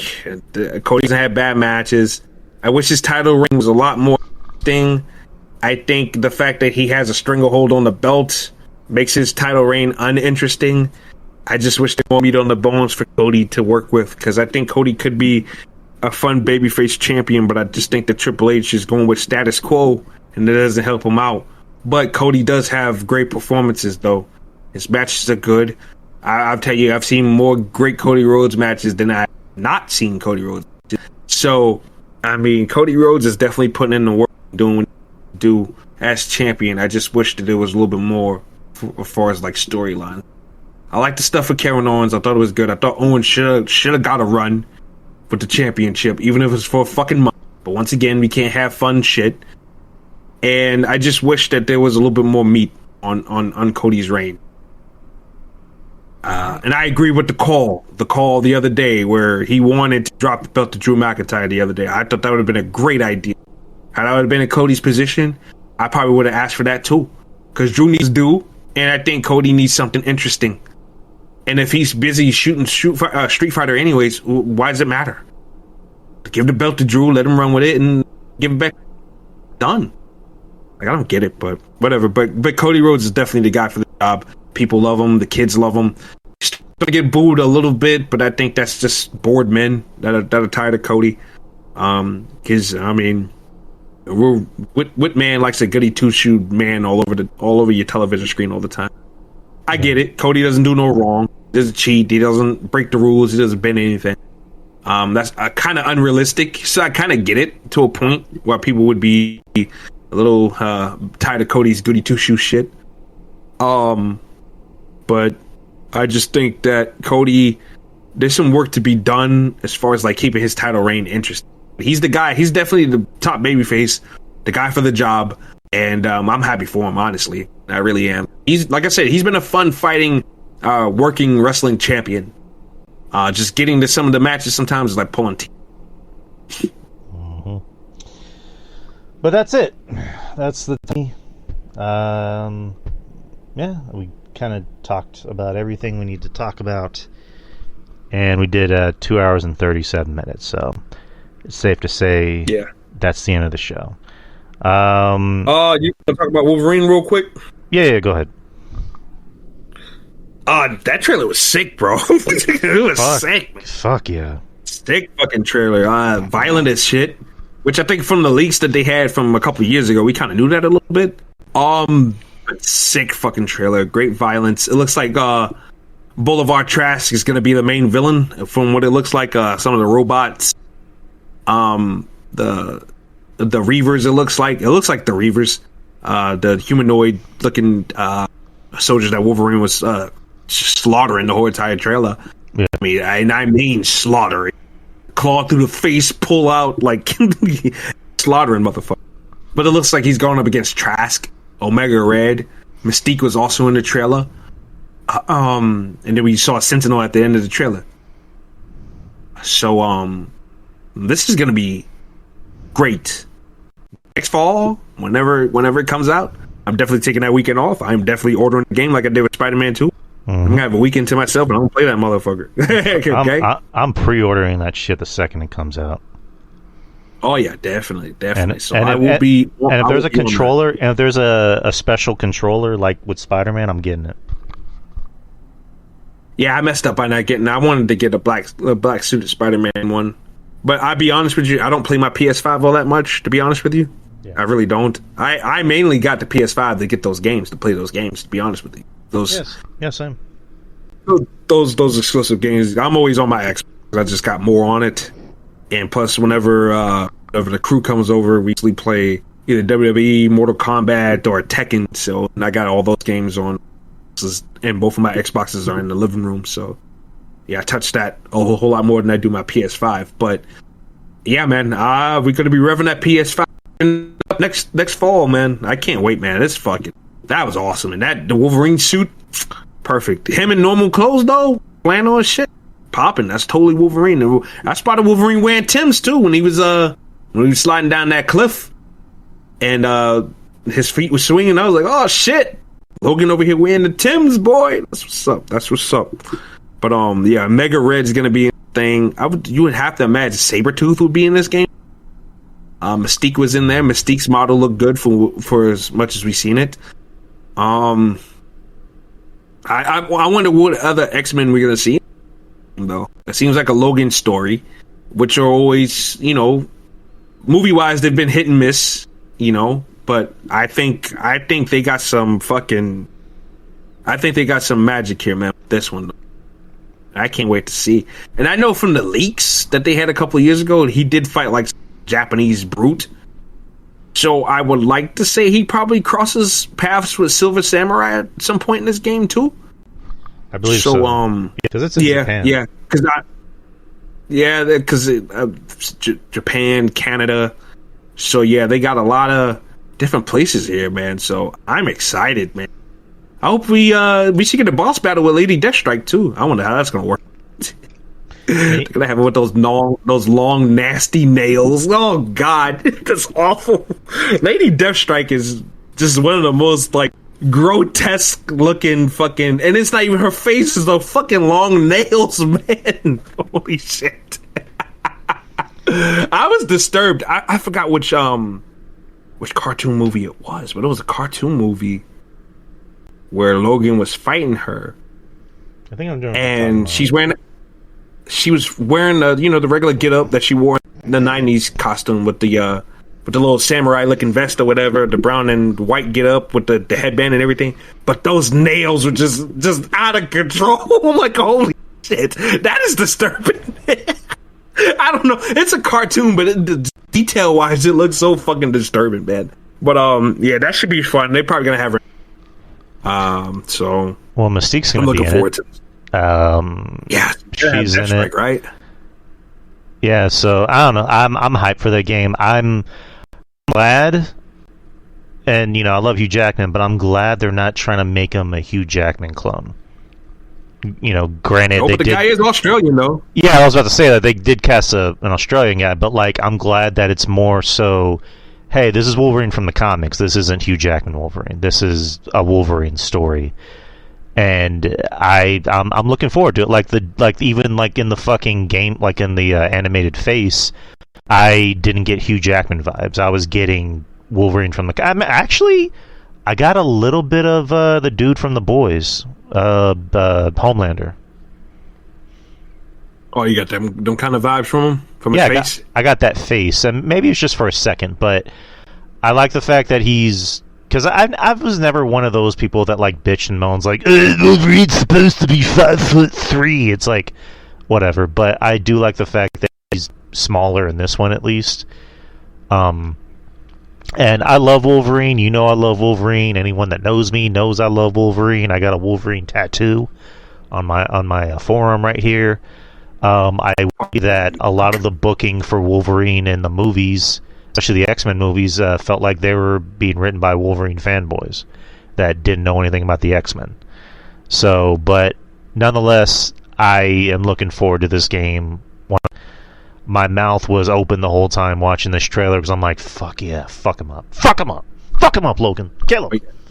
Kill them all. Well, that one scene where he is on the bike and he fucking just claws the guy in midair. Oh, tears him apart. Tore him apart. I love He's tearing these people apart. is that it's supposed to be set in the same universe as Spider-Man, and just like in Marvel Comics, it's like Spider-Man's always going to be, you know, PG-ish, PG-13, you know, family-friendly to an extent. As well he should be. And Wolverine on his own. Wolverine with the X-Men is different. Wolverine with the X-Men is going to be more PG-13. Wolf himself, that's hard R. Fucks shit up. Oh, you know? Yeah. And how could it not be? With him, I mean, with his powers and everything, him having claws, it's realistic that we're going to see blood. He's slicing motherfuckers up. He's stabbing motherfuckers. Of course there better be blood splatter and fucking brains all over the fucking place. It better fucking happen. But you know what, though? This is getting me excited for other games, too, bro. Because I don't know how many properties that INSOMNIAC has for, like, Marvel, but I would like to see a Punisher game. I would love to see a Blade game. Well, there's a Blade game. I would love to see a... No, I'm talking about with these people. Oh, INSOMNIAC, okay. INSOMNIAC. I would love to see a Ghost Rider game, if possible. Hell, even a whole Marvel Knights game with Ghost Rider, Punisher, fucking Moon Knight, and fucking Blade. Stop. Like, I would love that. I'm making you horny right now. I know. What the heck, it's great. And a Daredevil game, too. Him and Spider-Man can team up for a mission or something like that. He goes bon voyage. Bullseye. Can you imagine fighting Bullseye in a boss battle in INSOMNIAC? Like, there's... I don't know, man. INSOMNIAC, they keep on doing what they're doing with these games.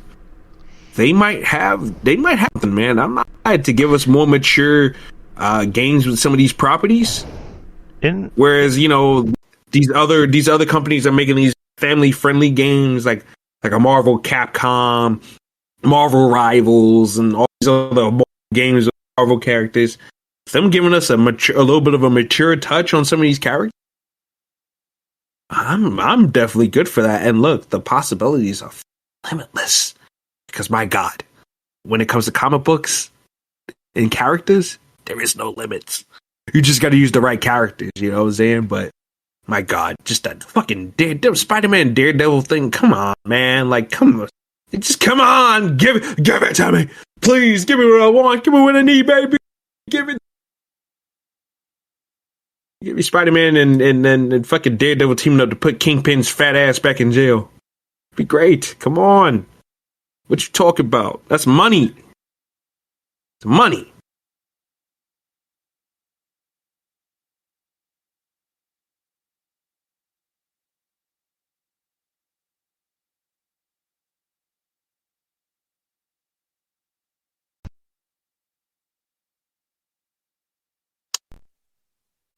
Yo. All right, I'm back. I was going to say America Black Panther game. Is that INSOMNIAC? Wasn't that? I thought that was EA, wasn't it not? I know there was a Black Panther game coming out for EA. I'm looking forward to that, though. Captain America and Black Panther. Like, I think that is going to be... okay, yeah, Marvel's 19... Skydance Media and Marvel Games. Okay. 2026. They're gonna polish the game up a little bit more, which I got known that was that motherfucker up, shine that bitch up real nice. And the characters are gonna be obviously Captain America, fucking Black Panther, but it's not gonna be T'Challa. It's gonna be Azuri. Yeah, it's his granddaddy, right? Yeah. All right. He's back from the 40s, which makes sense. It makes sense. It's from the 1940s. And it fucking looks, the trailers look good for this. The screenshots, the costumes look great. I love Black Panther with the fucking cape. Looks fucking fantastic. Captain America looks like, they look like they modernized him a little bit with a little bit of the touch of the old school costume. So that looks good. And obviously we're teaming up with two civilians there. From both the war and from Wakanda. So that's fine. I got no problems with that. I mean, that shit looks like a movie. By the trailer that they showed. It definitely does. And it's supposed to be set around World War II. So yeah, buddy. Like, I like this a lot. I'm going to get this one too. I'm gonna get this game, and I'm just hoping for the best for it. All right. So that'll be a nice closing point for the show. So thank y'all, everybody who listens. New episode of The Experience has already dropped. It was me and Ruben. Justin couldn't be there last night, so me and Ruben and RJ dropped in as a special guest cameo appearance, which preluded into today for Friendly Neighborhood Marks. So this episode will soon drop as well. Saturday, I believe it's me and Jeff. I'll need to double check with him to do No Mercy post show, and then Sunday. If I'm up around that time, I might hop in.